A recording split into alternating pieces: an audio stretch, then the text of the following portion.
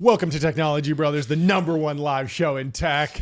Jordy, lock in, because we are live from the Temple of Technology, the fortress of finance, the capital of capital. That's right. Today is Tuesday, February 18th, 2025, and this show starts now. We got a great show for you guys. We got a Grok 3 deep dive. We're breaking it down. I got early access. I ran the same deep research prompt through OpenAI Deep Research and through Grok. We're going to break down each analysis. And the prompt I used is about AI and how these LLMs are progressing and some benchmarking stuff. So it'll be a good educational experience for you. And you'll also get to make your own call on which one you think is better. But you got to play with these to understand them. We got a ton of other stuff. There's a deep dive in the Wall Street Journal about how Elon Musk and Sam Altman, kind of their relationship soured. We'll be putting that in the truth zone if there's any untruths in there. And it's also a massive launch day because our boy Alexander Karp, his book is officially live. Let's go. The Doctor. The Technological Republic, Hard Power, Soft Power, and the Future of the West. It's available now. If you pre-ordered it, it should be on your doorstep soon. It's available on Audible, and we highly recommend it. We're big fans of Karp over here at TBPN. And so let's kick it off with Grok 3. I got access, I think, on Sunday. I had it do the first prompt, which was tell me a joke. Make sure it's actually funny, original, and insightful. My favorite comedians are Shane Gillis, Norm Macdonald, etc. Structure the joke like an actual stand-up set, not like a knock-knock joke or a basic question-answer type joke.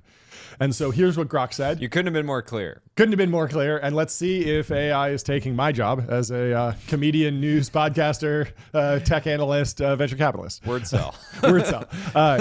Grok says, you ever notice how AI is supposed to take over the world, but it's still out here struggling to understand my mom's accent when she yells at Siri? Like, we're all worried about Skynet, but meanwhile, Siri's over here going, I'm sorry, I didn't catch that. Did you say turn on the lights or burn down the house? And it's not just Siri, right?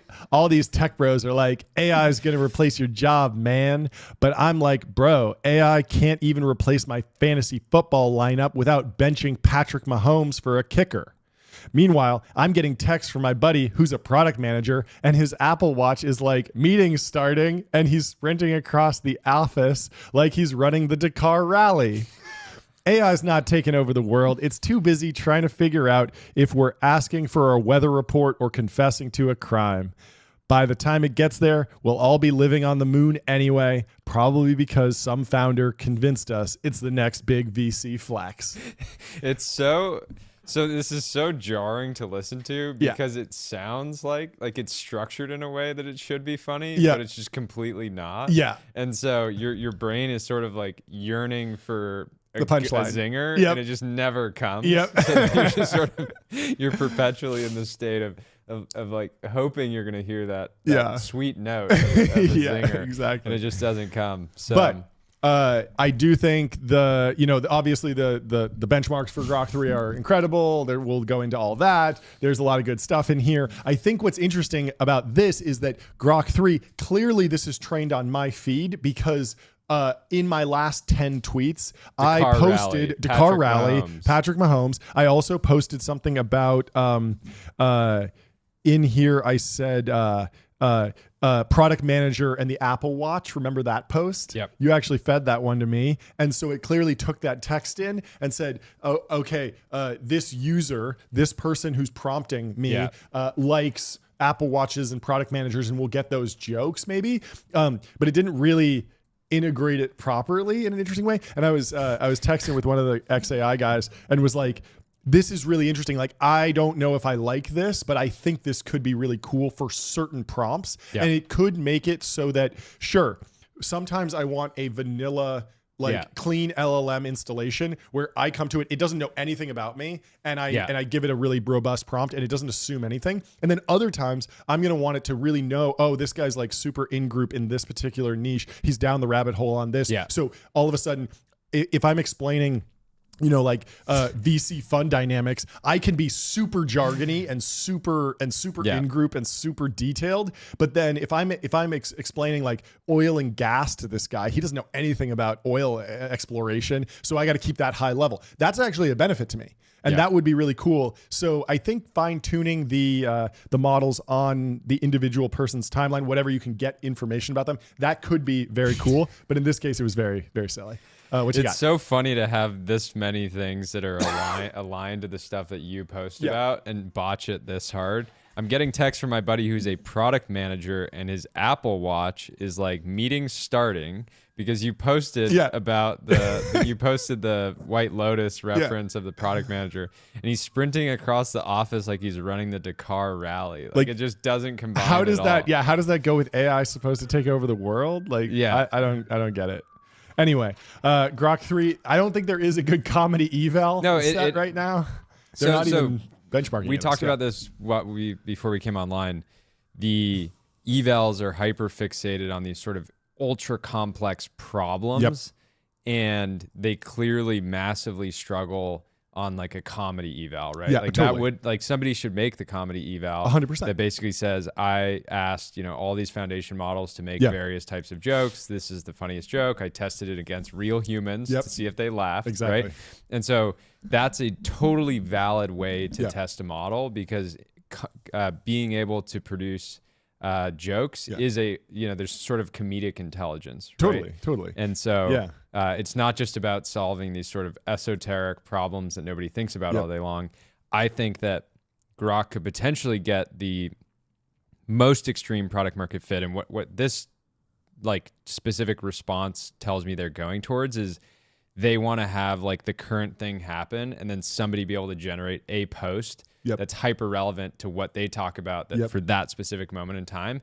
And in many ways, when the timeline is just model on model on model on model, that will be like some form of comedic general intelligence. Yeah, we were joking about X potentially setting up the @chat handle. I just saw Mike Solana posted chat, what's going on with these airplanes, and just saying like, hey chat, like what, like is this real? Chat, is this real? Is like a common online internet phrase these days, and so I could definitely see Grok be instantiated as a player character or an NPC on X in a way that it could interact with a lot of posts or be someone that's integrated. It's also interesting looking at the XAI launch stream, looking at what Elon was pushing the engineers on. So he's like, okay, we have this breakthrough. We have the cutting edge LLM. When are we going to solve Riemann? He's talking about the Riemann hypothesis, which is the kind of like the hardest mathematical problem that the humanity hasn't solved yet. And the XAI engineers kind of joking, well, as long as we have a random string generator, like something that just randomly generates words, and then a validator, and enough compute time, you should just be able to brute force it. And they're kind of joking around, but it's very clear that they are focused on fundamental math, fundamental physics, breakthroughs in science and technology. And that's just a completely different vector of optimization against comedy. Anyway, let's move on to Ben Thompson, who already posted an update breaking down Grok 3. Real quick. Let's talk about the actual launch of Grok 3. Okay, because I'm just sitting there hammering through some emails last night, and I'm actually watching PMF or Die, and I hear Patty in the cage be like, yo, the Grok 3 announcement's going up, and they just kind of haphazardly throw up live stream and then just like sit there with one camera. And it's kind of cool in that it's authentic. They're not overly fixated on production value or anything like that. There's been a number of sort of model releases that were structured, OpenAI is continuously drilling into people's heads. We are the Apple of AI. Yeah, right? More product focused. Product focused, but also just like the production value of like their presentations are at a different level. And so anyways, I thought it was fascinating that they just had one camera, showed up, streamed it, basically bounced. It was no bells and whistles. And so cool approach, similar to Safe Superintelligence, which is basically saying like, we're not even going to release products until we have AGI. Which we'll get to. I mean, the whole AI landscape's fascinating. The model layer's commoditizing, but there are so many different product strategies on top of the models, and it's very cool to see that XAI is just delivering straight into X. Yeah. I love that. So Ben Thompson at Stratechery, highly recommend that you subscribe. He kicks off with a quote from Bloomberg. He says, XAI showed off the updated Grok 3 model. They call it the smartest AI on Earth. Across math, science, and coding benchmarks, Grok 3 beats Google Gemini, DeepSeek V3, Anthropic Claude, and GPT's 4o. They said they announced this during a live stream Monday. Grok 3 has more than 10 times the compute power of its predecessor and completed pre-training in early January. Musk said at the presentation alongside 3 XAI engineers, "We're continually improving the models every day. It's literally within 24 hours you'll see improvements." And that's true. Like they are really rolling out stuff very, very, very quickly. They also introduced a smart search engine, which I tested. And interestingly, you don't need to click a button to trigger it. It's just like if it thinks that you want some deep research, it just goes and does it. Yeah. It's called Deep Search. It's a reasoning chatbot that expresses its process of understanding a query and how it plans its response. And we'll take you through one of the results from Grok 3's Deep Search product. And then they also intend to release a voice-based chatbot as soon as possible. So Ben Thompson writes, Grok 3 appears to be one of, if not the best performing base model in the world. It is topping the usual benchmarks, but not if you include O3, which is interesting. That was not in the bar charts, which we'll get to. Yeah. And tops all categories, the highest ever score in LM Arena. Yeah. Obviously, we're XAI fans, X fans here, Grok fans, but the sort of selective positioning of new models against models definitely needs to be called out because people just sort of decide, all right, who are we going to sort of compare ourselves to in this very moment? Yeah. Because everybody just wants to show, Yeah, I mean, honestly, there's so many different vectors because O3 can be very compute intensive. Then there's O3 mini, then there's O3 mini high. And so, there's this big value trade-off between, if you let the LLM reason for hours and you spend $2,000 per query, you can get remarkable results. But then is that really a fair benchmark against something that costs $1 to inference or 10 cents? And so all of a sudden you need to plot these on an X and Y graph, and then eventually you need to plot them on some sort of unintelligible tensor graph or something. Anyway, let's go to Andrei Karpathy, the absolute dog, who is not a fair observer because he's worked with Elon, but he's also worked at OpenAI. So maybe he's a little bit more fair than most people think. I really enjoy his analysis. He says, the impression overall I got here is that this is somewhere around O1 Pro capability and ahead of DeepSeek R1, though of course we need actual real evaluations to look at. The impression I get of Deep Search is that it's approximately around Perplexity's Deep Research offering, which is great, but not at the level of OpenAI's recently released Deep Research, which still feels more thorough and reliable. And I found that Deep Research is just better at spitting out 5,000 words. Most of the other products spit out 1,000 words. Yeah. And so you just get more out of Deep Research. Which is what you want from deep research. Usually. You're not looking for, perfectly summarized, handful of paragraphs. Exactly. It's the entire point is to let you kind of figure out what's important about what they Karpathy goes on. He says, as far as a quick vibe check over 2 hours this morning, Grok 3 plus thinking feels somewhere around the state-of-the-art territory of OpenAI's strongest models, O1 Pro for $200 a month, and slightly better than DeepSeek R1 and Gemini 2.0 flash thinking, which is quite incredible considering that the team started from scratch 1 year ago. This timescale to state-of-the-art territory is unprecedented, and that is undeniable. This gets at the first Grok 3 takeaway. It's simultaneously surprising and not surprising. Start with the latter. XAI famously built a 100,000 GPU cluster in Memphis and now has 200,000 GPUs and used 20,000 of them to train Grok 3. And so they're still building the larger cluster. So even though you'll see a lot of people posting on the timeline, Grok 3, 100,000 GPUs, that's not accurate. They only use 20,000 for this, but it's still impressive. Yeah, and just to highlight again, this is the largest cluster ever. The 20,000 GPUs. That's not true. The 100,000 is the largest ever. I believe. So he's saying the largest ever for XAI or the largest ever for any foundation model? I don't know. I asked both ChatGPT and Grok to pull this. Grok says GPT-4 used 25K GPUs, while Grok 3 used 20,000 GPUs. Now ChatGPT says that that GPT-4 was just thousands, 20K GPUs, A100s. And so it seems like around 25K has been the top to date. It's honestly unclear from these. But clearly Elon knows that he's just willing to sprint towards these big numbers as fast as humanly possible. 100%. And so, and sure, it resulted in a top-tier model. That's not surprising, given it is what scaling laws predicted. But it is comforting, as there was a question as to whether scaling laws had hit a wall. And people were saying this during the DeepSeek kind of fiasco. What is surprising is that xAI is only 19 months old. The company has gone from incorporation to the largest GPU cluster in the world to arguably the best model in less time than it has taken OpenAI to go from GPT-4 to GPT-5, albeit with substantial updates along the way, including the big 4.0 update just this past weekend.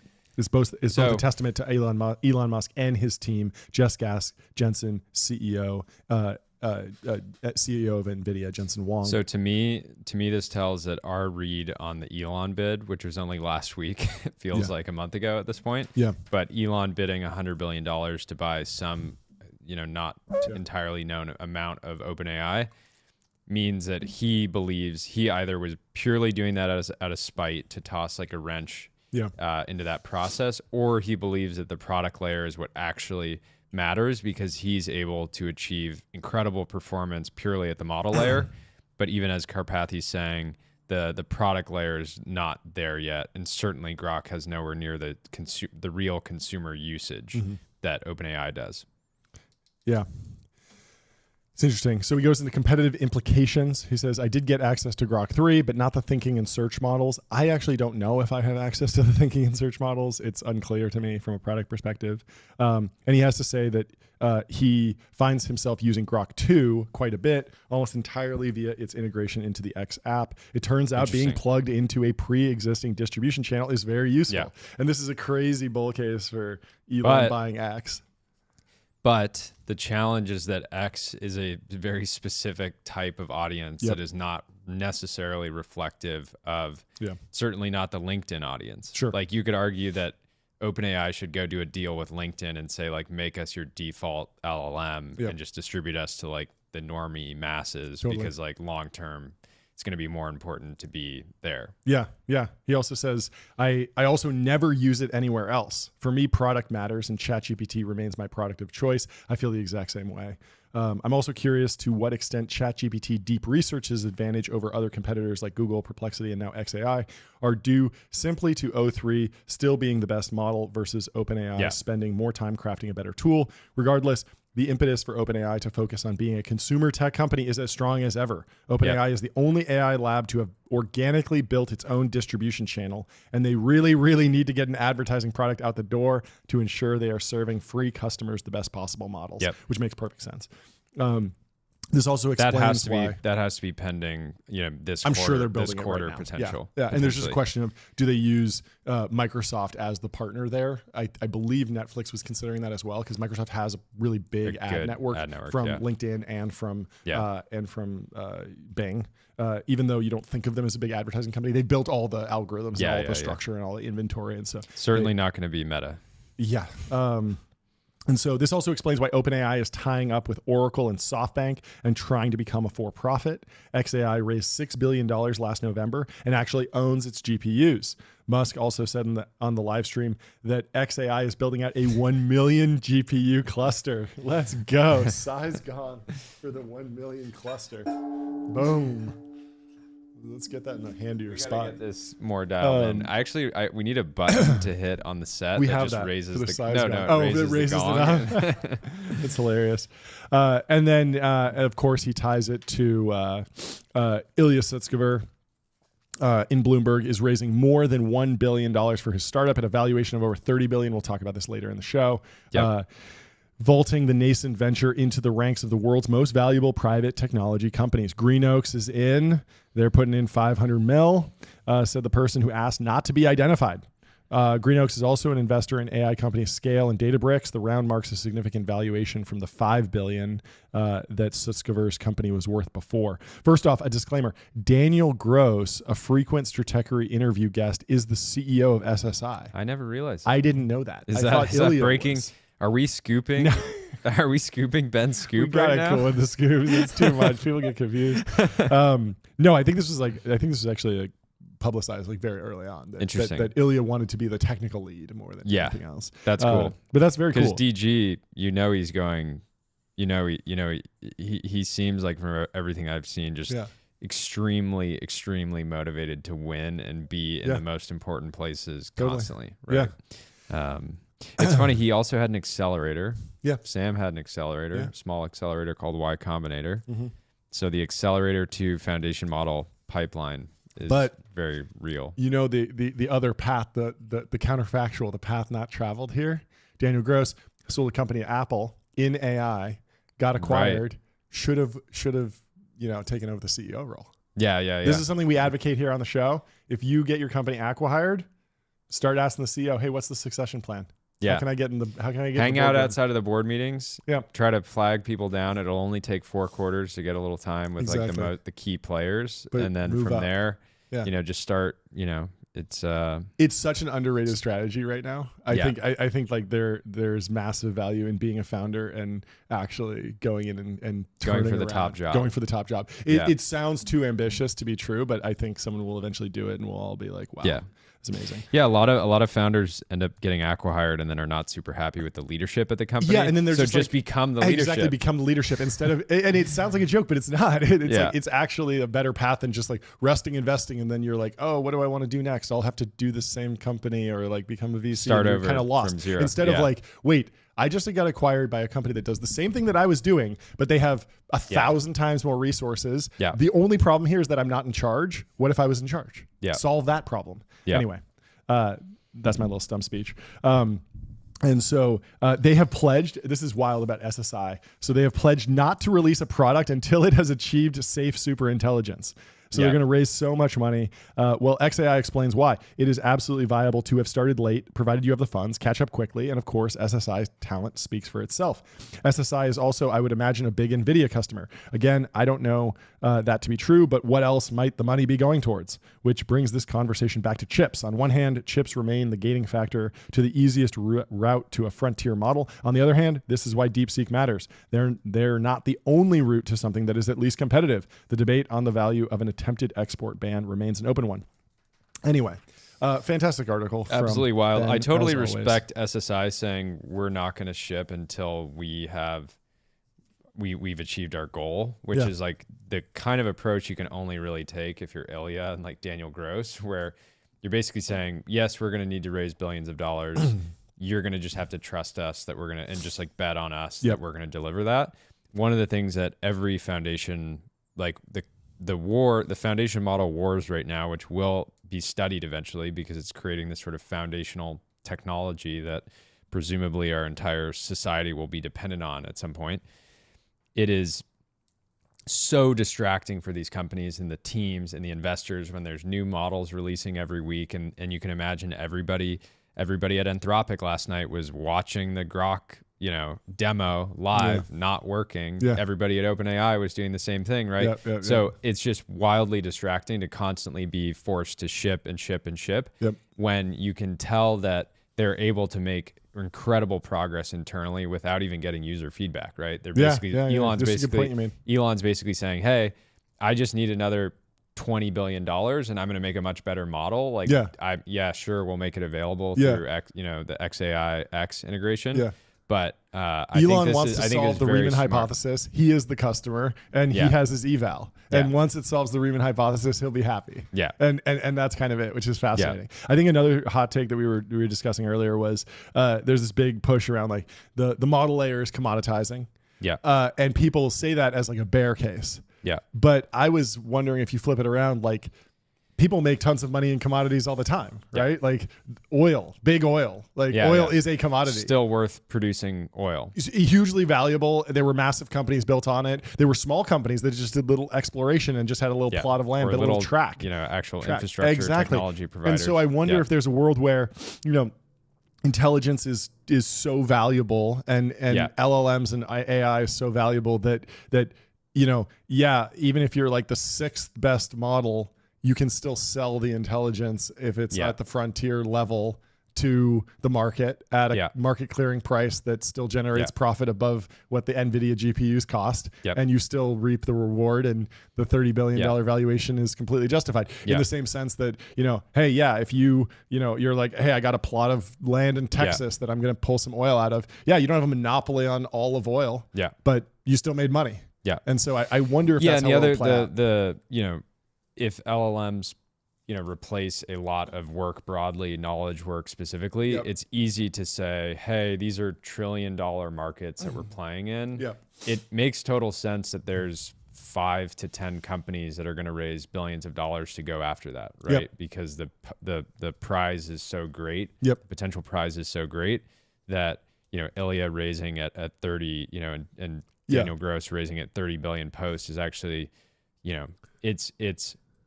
maybe it just ends up looking like a great investment of like, how do you potentially get a 50x on a multi-billion-dollar check? Like maybe that's how it you is so crazy when you think about it that way. Like when you think about like crypto, it's like a big new technology. A lot of people are into it. It's just like a cool thing. And the market cap of all the crypto combined is around $1 trillion. Social networking, also like very valuable, cool new technology. Market cap around $1 trillion. Phones, cool new technology. Market cap around $1 trillion. Electric cars, cool new technology. Market cap around $1 trillion. Operating systems, Microsoft around $1 trillion. Cloud computing, there's around $1 trillion of value. And so it's like, in what world does AI and LLMs not wind up being around $1 trillion of value? I get that like it could go any direction, and like how you slice that up, it could be very equal. It could be one winner take all. And hey, people are going to have their bull case for X or bull case for OpenAI, Anthropic, whoever. But it just feels like the stakes are definitely 1 trillion, right? If we look out in the future, even if we're not being like super intelligence pilled, and we're just thinking about like this is a new technology and it will be a consumer market or an enterprise market or any of them. Like, will there be an opportunity to make a bunch of money? Probably. So anyway, let's move on to Yaxine. He's working for Elon over at X, a good friend of the show. He's become a bit of an OpenAI hater. But let's hear him out and see. We got some poster on poster violence here because this is clearly a Rune caricature or the same exact character, and dancing around the data center. And so he's arguing that there's no moat with this. He says moats are Silicon Valley headcanon, wishful thinking. They need it to exist. They make you believe that you're doing the thing that would be impossible for others, all to justify the fundraise. When they say moat, what they're saying is proprietary monopoly. I'm here to tell you that the monopoly is a myth. The proprietary monopoly simply does not exist. OpenAI could open source all of their models and it wouldn't really harm their business existence. It would only harm their ability to fundraise. Everyone should take Peter Thiel more seriously. Just be different. I mean, what a poster. I mean, he's layering on a bunch of things that people could potentially disagree with in the first few paragraphs. Which positions him well to then extrapolate on all those ideas now that people are kind of riled up a little bit. Totally. So he says, is capital a moat? In previous times, capital was a moat, but as technology progresses, everything becomes cheaper. Skill, labor are now being automated. Levels.io can command a few 10M valued companies, order of magnitude $10 million valued companies, spawning them every 3 months for fun. He doesn't need to raise. I like that. We gotta put levels in the cage, by the way. He would crush it. He'd be out in a day. Especially with the latest code gen slop spitting out PHP server code. It's free. It's free. The software I produce for myself on a daily basis would have taken a team of engineers. Now it's 1 hour in between work and dinner. It's post-scarcity. It's unprecedented. We are at the point where the idea that capital as a moat is not being sold by the people who need the funds. Instead, the idea is being pushed by the people with the sad capital that has nowhere to go. What is the point of money when legions of engineers who actually just slow you down? When you really only need 8x H100 and 2 frogs to create outsized impact. Your real competitor is the end user writing their own software. I used to work at Auth0. We shipped login as a service. It sold itself. Many Seattle homes were paid off by sales commissions of Auth0 contracts. It wasn't Okta. It wasn't Ping One. Our biggest competitor was our customer themselves writing their own login page. We had to sell them on it not being a good way to spend their time. So he breaks down the serious AGI players. This is personal opinion. OpenAI, nah. Remember Yahoo? Okay, yeah, Xene, we know who you're pushing for here. The serious players, vertical robotics manufacturers, and Majuko shops. I don't know what that means. Majuko. DJI, Unitree, Tesla, Anduril, DeepSeek, Jane Street, Palantir, social media platforms, Meta, vertical AI companies, XAI, DeepSeek, Google. Are your ML researchers wearing knee pads and a sweaty tank top, plugging in Ethernet? If yes, you're going to make it. ETH Zurich, I will not elaborate. Distributed, decentralized AI. Bootstrap companies with a lot of freedom, people building novel devices. Interesting. What can't be easily replicated? Software used to cost money, and AI is just software. There is a limit on individual model intelligence that yields diminishing returns, and it is my belief that we will rapidly exhaust any room available. It is my belief that AGI will run on consumer hardware, and any proprietary models will only be run as convenience. What can't be easily replaced is knees on the ground, soldering irons, and the Majoko RL sauce. And godlike product managers yearning, invest accordingly. This is financial advice for billionaires. This feels like it feels like basically 40 posts combined into one article. Yeah. No, but one thing that's interesting. So when we were talking earlier about intelligence being commodified, and some people saying, "Oh, it's not investable. It's a commodity. If it's a commodity, especially at these prices," you're saying, "Hey, commodities actually are very valuable. There's a ridiculous amount of demand for them." The hard part, what he's outlining here, is that everybody knows that there's a big market for oil. Like, you can see what the price is. If you can get a barrel of oil out of the ground, you can sell it at the sort of market clearing price for that grade of oil, right? There's oil that turns into jet fuel and whatever, but there's it's a commodity. It's sort of priced in the open market. There's fully a world where intelligence gets to that point too. And then the challenge is what Yassine is saying, which is here with AI is what can't be easily replicated is knees on the ground, soldering irons, et cetera, et cetera. And so the same thing with oil. It's the challenge with getting oil out of the ground is you got to get oil out of the ground, right? You need dudes with trucks to go drill for oil and then make sure the drill is running properly, make sure you have water, make sure you have power. The drill is breaking all the time. And so it doesn't seem like data centers will maybe be that at as much of a challenge to keep operational, but it's certainly not easy to operate these things highly efficiently, right? Yeah. Interesting. I don't know. Yeah. If it's a commodity, where is the most valuable part of the commodity? Is it the producer? And this the supplier producer. Yeah, but is that energy? Is that NVIDIA, or is that the LLM deliverer? Right. It's an open question.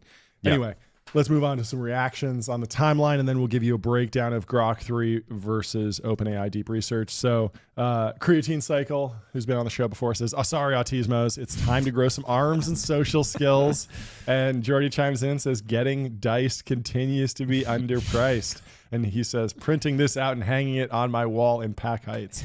And he just shows the Grok 3 reasoning data. It beat O3 mini high. Beta, reasoning some beta. People were upset about this. Rex, 2 slides later, says, they omitted O3 from the chart in the live stream for some reason, so I added the numbers for you.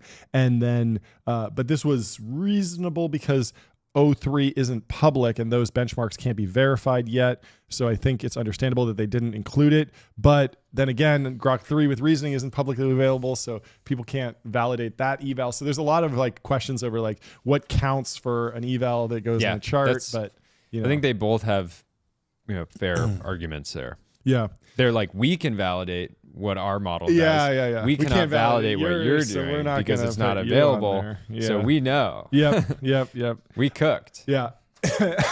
And so Sheil Monat gives a little context on the Grok Colossus. 200,000 GPUs in Memphis, Tennessee, built in 214 days. I think Semi-Analysis and Dylan Patel have done a deeper dive here that we'll have to dig into. There's some really fascinating things going on here. Sheil says, why Memphis? They found an old Electrolux factory, added trailers to add cooling, 1/4 of the cooling capacity of the US, and trailers for power generation. They use Tesla Megapacks to smooth out power fluctuations. The next training cluster will go from 1/4 gigawatt to 1.2 gigawatts using GB200s from NVIDIA. There's a fascinating thing that leaked because of Llama. When Meta open sourced Llama 3 or some piece of that, they had a line or like a function, a piece of code in the training data that basically said like what was it? It was like power plant not blow up. And so basically what it does is when you're training, you're doing all this complex math that's using a lot of electricity. Yeah. And then all of a sudden there'll be like moments where you're maybe just like, okay, we're done doing the math. We're going to like save the model for a second. Yeah. And so all of a sudden your power will just drop to zero. Yeah. And if the power like substation or the power plant is sending tons of electricity and then all of a sudden it doesn't get any, it can blow up or something like that, or it can be bad. And so they built a special piece of code that basically just does random math. Can you imagine the reason that got implemented? Yeah. Oh yeah. Like these engineers are just like, it might blow up. Just tapping away, vibe coding. And then they just get a call. Hey, and it's like, hey, like, what are you guys doing right now? Yeah. I mean, it would be crazy if there was like a major power plant. Yeah, and explosion. so just going back to the Colossus, the cluster in Memphis, this was always in many ways, I think we talked about this last year, the bull case for Elon building a foundation model company was that he has the boots on the ground experience to spin up heavy infrastructure manufacturing facilities, figuring out how to manufacture batteries at scale for Tesla in the United States. And so having the playbook and being able to pull talent from, a company like Tesla or SpaceX and say, hey, we need to build this data center in 214 days. Unbelievable. Yeah. Like many people would say, even, linking this back to LA, people are not going to have their homes rebuilt for 4 years. That's crazy. They did this. They built the biggest, cluster ever in 214 days. No, that's a great point. Where they just found an old factory and said, we're just doing this right now. Yeah. And so that's really Elon's edge here for sure. Yeah. No, it is so part of the culture at Tesla. They're making millions of Starlinks. So the CTO cars, rockets. The CTO at Deterrence. Yeah. Was at Tesla specifically working on their battery cell engineering. And so he's just bringing that just crazy ethos around. His name's Henry, around speed. Yeah. And it's just amazing to witness. That's awesome. Let's move on to Word Grammar. Word Grammar says, I'm feeling very similar to how I felt 6 months ago. OpenAI did something groundbreaking. Now 2 other labs have replicated it. Soon the rest will follow, making it a pretty undifferentiated market. We've talked about this a little bit. I mean, it's unclear like if OpenAI had not launched deep research and like the reasoning model, would DeepSeek have been able to come up with it? Like, is the idea valuable, or is it just or is everyone kind of on the same path? What do you think? It's interesting. Because everybody's competing against many of the same benchmarks to show that they're competitive, they're all focusing on getting better at many of the same things. When what we really want, and which is why SSI is interesting, is they're basically saying we're not going to release anything publicly until it's what we want it to be. So we're not going to build based around these benchmarks. And so I actually think the competition is good and bad. It's like a double-edged sword, right? It's good in that it's sort of pushing the pace and everybody's motivated to rapidly improve these models.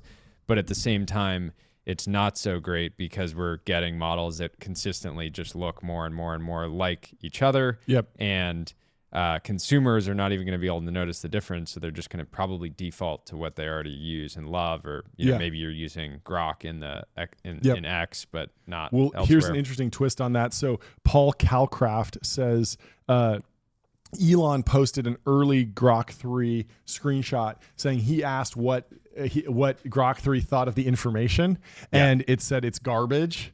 And then Paul Calcraft asked the same question, what's your opinion on the information? And it told him it's a solid outlet. And you know what's going on here. It's fine tuning on the person who queries it, their timeline. And so Grok 3, when Elon prompts it, it knows Elon doesn't like the information. Let's give him an answer that confirms what he believes. And it's the same thing for Paul Calcraft. And so this is going to raise a very interesting question where people will kind of be in like LLM echo chambers almost, where they're like, oh yeah, I asked the LLM and it told me that, microplastics aren't a big deal because I've been posting about that, or microplastics are the worst thing ever because I've been posting about that. No, this is exactly what already happens on X broadly. The X echo chamber is so super real. Yep. Where you just sort of, for me, I'll see very like offhand, randomly somebody will have like a blue sky in their profile. Yeah. And I'm like, oh, I haven't seen that in a while. Yeah. But someone else is seeing that constantly. Oh yeah. And they're probably using blue sky. They're like, oh yeah, everybody I love uses blue sky. Yeah. Right. 100%. It's very interesting, and what's going to happen here is that the mainstream media is going to do these tests where they go. You know what they did on TikTok and Instagram, where they'd be like, I followed a bunch of Nazi content, and then it gave me more Nazi content, and so it's like a Nazi algorithm. They'll probably do the same thing where they'll go into these LLMs, talk to it for a really long time, essentially fine tune it on the idea that like they're crazy, and then it'll be like it gave me crazy responses, and it's like. Yeah, I get it. It probably shouldn't do that, but at the same time, like you really like twisted its arm, and it's not doing that for most people. So I don't really have that much of a problem with it, as long as there's like some guidelines here, and like it's directionally like it doesn't automatically steer you towards some negative echo chamber. Anyway, Word Grammar has another banger post here. On a roll. Richard Sutton's Bitter Lesson died January 22. With DeepSeek, and it was born again on February 17th, less than a month. So this is, of course, about scaling laws and Rich Sutton's Bitter Lesson, which we'll get into. Of course, the idea that algorithms, while important, are not as important as scaling and compute power. And so scale is all you need. Let's go to another post from Liron Shapira. He says, people in 2022, Elon can't actually keep these servers online. Elon Now. The bonus tab in the app takes you to the highest benchmarked frontier model. And so, real narrative violation for everyone that said Elon wasn't going to be able to keep X or Twitter like online. He's like, not only doing that, but the reason that it wasn't an issue is I don't have a memory of wanting to use Twitter and or X and not being able to. And I think I would remember that for my whole life. Right? It's such a daily habit. If you're going on there and just nothing was loading, he really mogged everybody that was calling him out on that. Yeah, well, Andre Karpathy shared more evals because he got access to Grok 3. He says, on thinking, Grok clearly has an around state-of-the-art thinking model, the think button, and did great out of the box on my Settlers of Catan question, which is create a board game web page showing a hex grid, just like in the game Settlers of Catan. Each hex grid is numbered 1 to n, where n is the total number of hex tiles. Make it generic so one can change the number of rings using a slider. For example, Catan, the radius is 3 hexes. Single HTML page, please. Pretty good. Few models get this reliably right. The top OpenAI thinking models, O1 Pro, get it too, but all of DeepSeek R1, Gemini 2.0 Flash Thinking, and Claude do not. It did not solve his emoji mystery question, where he gave it a smiling face with an attached message hidden inside Unicode variation selectors, even when I gave it a strong hint on how to decode it in the form of Rust code. This is like I don't know if I could solve that, Andre. I'm sorry. That is a very complicated eval. But it makes sense, I guess, and probably valuable. It should break that eventually. The most progress I've seen from this is DeepSeek R1, which once partially decoded the message. It solved a few tic-tac-toe boards. He gave it with nice, clean chain of thought. I uploaded the GPT-2 paper. I asked it a bunch of simple lookup questions. All worked great. And so he has a whole bunch of evals that he can kind of rip through. And I think that's a really cool way to do it. It's like, do some web programming, build a website, like solve tic-tac-toe, decode this mystery, do this riddle. And then he also do that in about asks, an hour, I'm assuming. What? Yeah, exactly. He said he played with it for like 2 hours. And so he did the same thing with Deep Search. He asked, what's with the upcoming Apple launch? Any rumors? And he liked the answer there. Why is Palantir stock surging recently? He gave it a check. White Lotus season 3, where was it filmed? And is it the same team as seasons 1 and 2? What toothpaste does Brian Johnson use? It didn't get Singles Inferno season 4 cast, and where are they now? Which I don't even know what Inferno is, but Singles Inferno, I guess that's a show he watches, which I love. And then what speech-to-text program has Simon Wilson mentioned he's using? So he says, I did find some sharp edges here. The model doesn't seem to like to reference X as a source by default. Interesting. Though you can explicitly ask it to. A few times I caught it hallucinating URLs that don't exist. A few times it said factual things that I think are incorrect, and it didn't provide a citation. It told me Kim Jong-soo is still dating Kim Min-sool of Singles Inferno season 4, which surely is totally off, right? This is hilarious. Andre, are you into Singles Inferno? I need to get up on this. This is good stuff. The impression I get of Deep Search is that it's approximately around where Perplexity Deep Research offering, which is great, but not yet at the level of Deep Research. Random LLM gotchas. Sadly, the model's sense of humor does not seem to be obviously improved. This is a common LLM issue with humor capability and general mode collapse. Famously, 90% of the 1,000 outputs asking ChatGPT for a joke were repetitions of the same 25 jokes. Crazy. Got him dead to rights. GPT-5, you're on notice. You better be funny. Even when prompted in more detail, away from simple pun territory, example, give me a stand-up. I'm not sure that it is state-of-the-art humor, example, generated joke. Why did the chicken join a band? Because it had the drumsticks and wanted to be a cluck star. That's a real knee slapper. They're honestly, the jokes that are from LLMs are so bad that sometimes they're very funny, because it's just like, wow, like if somebody, it will be amazing to when they do get to the point, because I think everybody can see that we will, the general belief is that we'll get there. Yeah. But like, think about having a comedian in your pocket that knows what you think is funny, and it's basically, somebody will make a rapper app that's just a big button the laugh button that you press, and it just generates a new joke. And it just gets better and better, and it even hears your response to it, so it starts to learn on what you laugh. That would be really good training data, actually. Yeah, they could do that.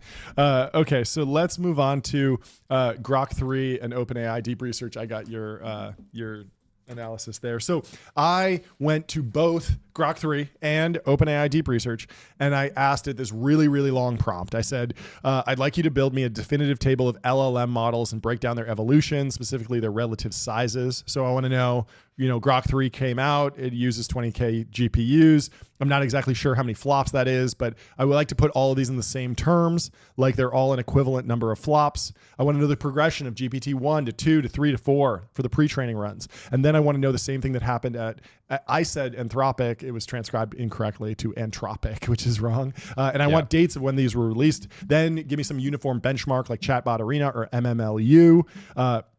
I really need you to go pull all this together. I'm like, come on, do this for me, bro.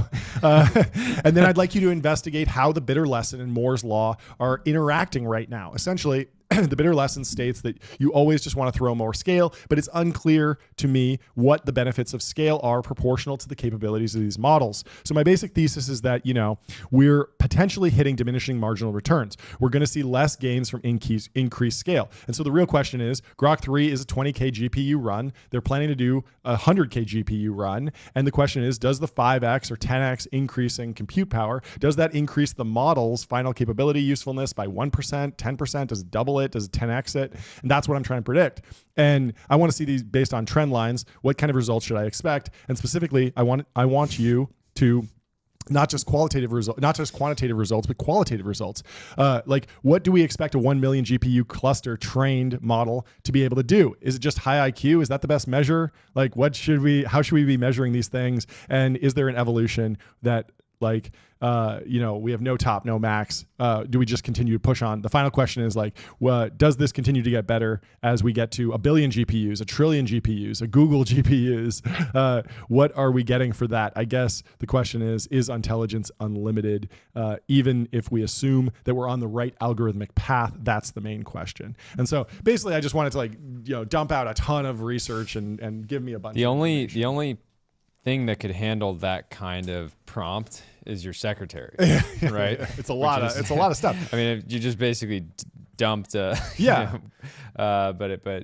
certainly gave it plenty to work with. What's interesting is if you look at page 2 and then page 6 or something, you can actually see both Grok and OpenAI dumped out tables of how these models evolved. So GPT-1, it claims, was trained on 10 GPUs, then GPT-2, 100 GPUs, GPT-3, 10,000 GPUs, and then GPT-4, 25,000 GPUs. Which is what tracks to the other. And on the other one, it says 1,000 and then 20K. And so the big question here is on flops. This is the real, like, standard metric, is number of flops, and the jargon term for this is just using the order of magnitude for number of flops. So you can think of GPT-3, you call that an E23 model because it had 3.14 times 10 to the 23rd flops. And so you call that an E23 model. GPT-4 was an E25 model because it's not just more GPUs, but it's also more training time and more powerful GPUs. And so you can't just say, oh, they used 5x GPUs, because they might have run them longer, more power, all these different things. So you really just want to do flops, because that's the most standard. And so DeepMind Chinchilla is an E23 model, Llama 70B is an E24 model, and Grok 3 is an E26 model. And I don't know how I missed Chinchilla. Oh, Chinchilla is a big one, because that was the paper that that defined the scaling laws. So interesting. When people talk about the pre-training scaling law, they call it Chinchilla scaling laws, because it came from the Chinchilla paper. Got it. And so in here, now this is where we get weird, because ChatGPT claims that Grok 3 is an E26 model, but Grok 3 claims that Grok 3 is an E25 model. And so I don't know who's hallucinating here. I don't know who's more accurate. They could both be hallucinating, to be clear. They could. No one is necessarily right. And so Grok 3 claims that Grok 3 is less flop intensive than GPT-4. But GPT-4 claims that Grok 3 is more powerful than GPT-4. And so they're both gassing each other up, I guess, in a weird way. I think OpenAI is more accurate here, but it's very funny. I don't know. It's all very odd. And, like, I don't have time to fact check all of this, so I'm kind of just like vibe interpreting this. But let's read some of the analysis here from the bitter lesson. The bitter lesson argues that AI progress relies, and this is from Grok 3, and then we'll read the ChatGPT version. The bitter lesson argues that AI relies on scaling compute and data over bespoke algorithms. LLMs embody this. GPT-3's success came from brute force scale, not architectural breakthroughs. It was a very simple algorithm. They just gave it the entire web, and they trained it a lot with a lot of GPUs. This is the first, like, big training run, basically. However, your thesis about diminishing returns challenges this. Does more compute always yield proportional gains? Moore's law has slowed. That's the law that says that doubling transistor density every 2 years, with GPU performance now scaling via parallelism. And so we are scaling compute, but we're doing it by just getting more and more GPUs. Yep. LLM training outpaces hardware gains, relying on cluster size rather than per chip efficiency. So we're not just doubling the training run every year. We're like 10xing it, because we're just building these monster data centers. So scaling laws, Kaplan and Hoffman show performance scales predictably with compute, parameters, and data. This implies a 10x compute increase yields 25 to 60% loss reduction, not 10x. MMLU gains reflect this. GPT-3 to GPT-4 is a 160x compute jump for a 50% score increase. I still don't really know how to interpret all this. We're going to have some guests on to break it down. Yeah. And so, I don't know. It's interesting. The main thing is that, like, I think when most people play with this, they're like, it's great, it's good, but it's not like a complete step change from what else I'm seeing online. No, the big headline takeaway from last night is that XAI is catching up on raw model capabilities in a very short period of time. Yeah. In terms of product usefulness, it doesn't seem to be there yet, right? Because even you're seeing, okay, well, you trained on all of my posts, but I actually don't even necessarily like that that much. And so they seem to be on a collision course with OpenAI from a capabilities standpoint, especially as they get into these, next runs. Yeah. But again, this is going back to my earlier point. I look at all this, Elon, hitting these evals, but then simultaneously still wanting to spend $100 billion on OpenAI when he could just, spend that money on XAI. And he's, again, we don't know if he's doing it to throw a wrench in the process, but it seems like he would love to be chairman of OpenAI is like my read of the situation. Yeah. This is interesting. The ChatGPT deep research is, I think, much more readable as just as a research paper. So, and again, that's them innovating at the product level. Yeah. And what Ben Thompson said is he's not sure if they just have a better model that's just producing better outputs, or they just are refining the actual product layer more. Yeah, yeah. So they say increasing model size and compute generally improves performance, but with diminishing returns. And so that's the real question here of if we 100x the models like we're planning to, if it just gets a little bit better, it might not actually be able to do real work still, because it might still break down and hallucinate a little bit. Like we're all hoping for the model that just like never hallucinates ever and can do a ton of stuff and hold everything in memory, and which may not ever come. Maybe I think we will get there. It's just the question of like, what if it's 1,000 order of magnitudes? Like, like that would be, yes, the scaling law would hold, like the scaling law would be correct, but like it would take a long time to build like a Dyson sphere for that, basically. Early work by OpenAI showed that large language model loss follows a power law. Performance improves predictably as model parameters and data scale up. And this was that picture of like GPT-3 to GPT-4, more parameters, more data. And so everyone was going bigger, bigger, bigger. For example, going from GPT-3, 175 billion, to models like Gopher, 280, and Megatron Turing, 530, improved benchmarks, but not proportionally to the huge jump in compute required. DeepMind's 280B Gopher outperformed GPT-3 on knowledge tasks, reading comprehension and fact-checking, yet it saw little gain in logical thinking or common sense tasks despite 60% more compute. This suggests some capabilities plateau unless new approaches are used, and that's the reasoning model, right? And so diminishing returns are evident on many benchmarks. As models grow, metrics like MMLU, a broad knowledge test, improve, but approach an asymptote near human performance. And that's frustrating. Because I would want linear progress that just blows through human performance, but it's really like we're kind of, maybe we need new evals. I don't know. GPT-3 achieved only around 50% on MMLU, while below the 90% expert human level. So that's the human level benchmark. Gopher did 60%, Chinchilla did 67%, GPT-4 jumped to 86%, nearing human experts. However, GPT-4's training used roughly 2 orders of magnitude more compute than GPT-3 for that last 30 to 40 point gain. So it's still very important, but it's just like, diminishing. Each additional few points towards 90% is increasingly expensive in compute. Similarly, coding and math benchmarks saw massive leaps from GPT-3 to GPT-4, but further gains beyond GPT-4 are smaller. In XAI's Grok 3, pushing to an unprecedented 200K GPU cluster only yielded moderate improvements over the prior state-of-the-art. Hallucination. They didn't use all 200K GPUs, and here it's saying that they did. Well, yeah. If you look in the they OpenAI specifically says in their research that they say up to 200,000 NVIDIA GPUs, 100 to 200K GPUs over 4 months, but we know that's not true. Yeah, and so it's a mess. I don't know. We're close to something. It's cool. I like it, but we've compared. We got to step these up. We've compared their models. Yes, Should we talk about their dynamic? Yeah, absolutely. Let's move on to the Wall Street Journal. The inside story of how Altman and Musk went from friends to bitter enemies. Kick us off. On the first full day of the second Trump presidency, Elon Musk was in the White House complex when he got word that his nemesis was about to hold a press conference with the president. So amazing first sentence here.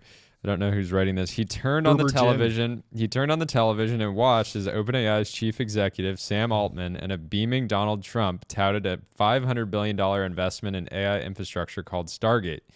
And this is a hilarious dynamic if it's actually true, where he's turning on the TV. Yeah. He's got X open on his phone. He's just shaking his head. Like, one, Sam is an absolute dog for even making this happen. Like, you got to be pretty brave to just go into the White House, the lion's den. Elon's got like 6 of his kids running around. They know you're a target. That's great. So props to even making that happen. Masa, I'm sure, was making some magic happen too. So despite having rarely left the president's side over the preceding few months, Musk was blindsided by the announcement, according to people familiar with the matter. Musk fumed to aides and allies about the announcement, claiming Stargate's backers didn't have the money they needed. The deepest, which is true, right? Yeah. It sort of came out that they didn't have it. It was more of like a roadshow, SPAC announcement type thing. So the deepest cut was Altman's success navigating Trump world via a carefully coordinated series of recent meetings in Palm Beach and phone calls with the White House, while keeping the plan secret from the president's first buddy. Buddy. Oh, yeah, buddy cop. They're going buddy cop mode. Buddy cop mode. But Trump's got a lot of buddies. Altman and Musk co-founded OpenAI in 2015, but their relationship soured when Musk left in 2018 following a power struggle. It worsened when Musk responded to the launch of ChatGPT by launching his own rival startup, XAI. This week, the feud went nuclear when Musk followed the Stargate unveiling with his own bombshell, a hostile $97.4 billion bid for the assets of the nonprofit that controls OpenAI. A decade after joining forces, they are now fighting for control of the very thing that brought them together in one of the highest stakes and most personal fights in recent business history. The outcome could determine everything from the future of a world-changing technology to who will help set the nation's technology agenda with the new president.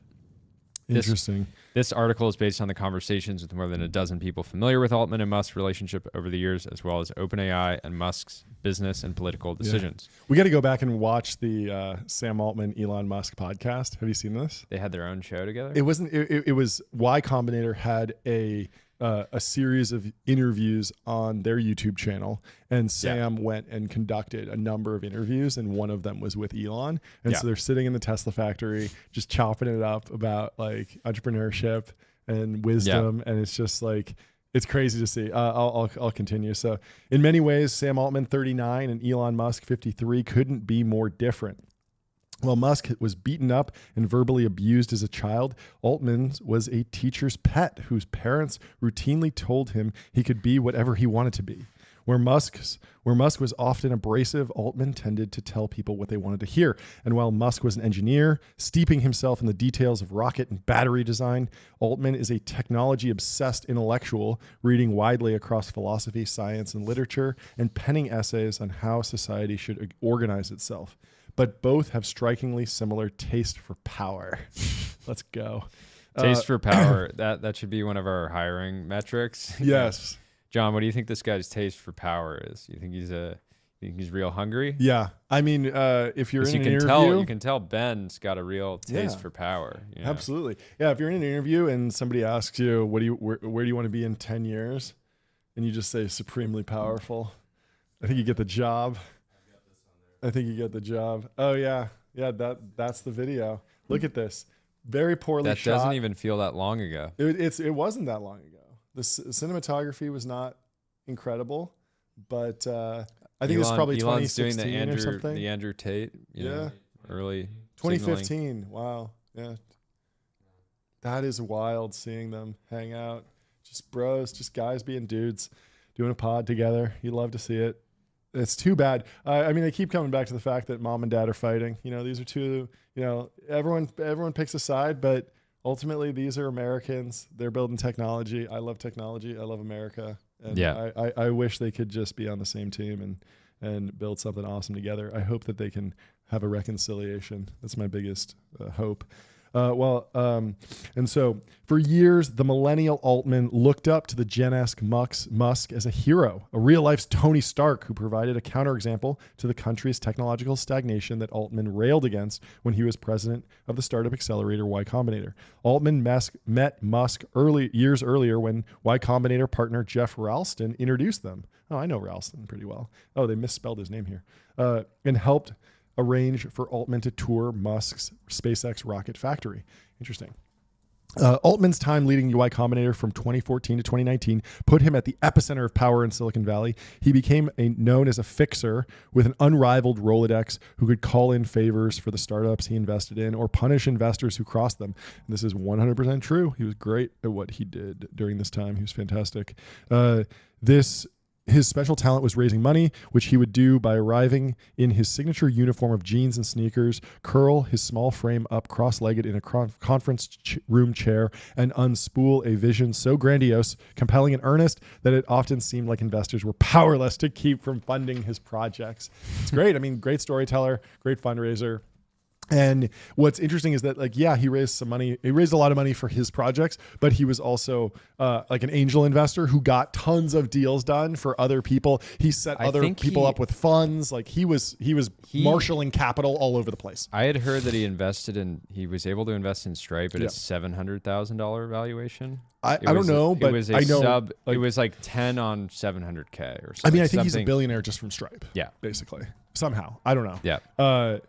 But I mean, phenomenal investor. And then so anyways, also just for anyone listening, if you want to be a billionaire, just put 10K into the next Stripe. That's a good actually advert. People tend to make it really why are you overcomplicating it? Yeah. Think, it takes years exactly. and all this stuff, all this hard work. No, just take 10 grand and just put it into the next Stripe. Yeah. And I mean, he's even doing it more recently with Oklo, that nuclear startup, which that is he public. took public, and it's a SPAC, and it's a successful SPAC. The stock's way up. What a narrative violation! If you see people talking about it, on X, the company, they call it Sam Altman's nuclear startup. Yeah. So that is probably the dominant narrative causing it to pump. Yeah, I actually have to check. I own a little. I own a little bit of it. You own Oklo. Okay, not financial advice here, but we are going to check the stock on public. Yeah, I am down 4% today. So it's not. It's pulling back. It had to. Well, it had to. Make up your own quite mind. Go on public, check it out, and see if it's for you. Yeah, maybe. Anyway, not that we certainly do not recommend. No, we don't recommend individual stocks, but we do stocks. recommend becoming a multi-strategy, multi-stage, large asset management firm. Yeah. And running your business through public. Yeah. Become a long-short equity hedge fund. There you go. And it all starts with public. In early 2015, Musk and Altman began having regular dinners each Wednesday in the Bay Area. Their conversations tended toward the apocalyptic, how the world might end, how they might prepare for it, to where they might have to flee. A likely cause, they agreed, would be artificial intelligence that grows smarter than humans and impossible to control.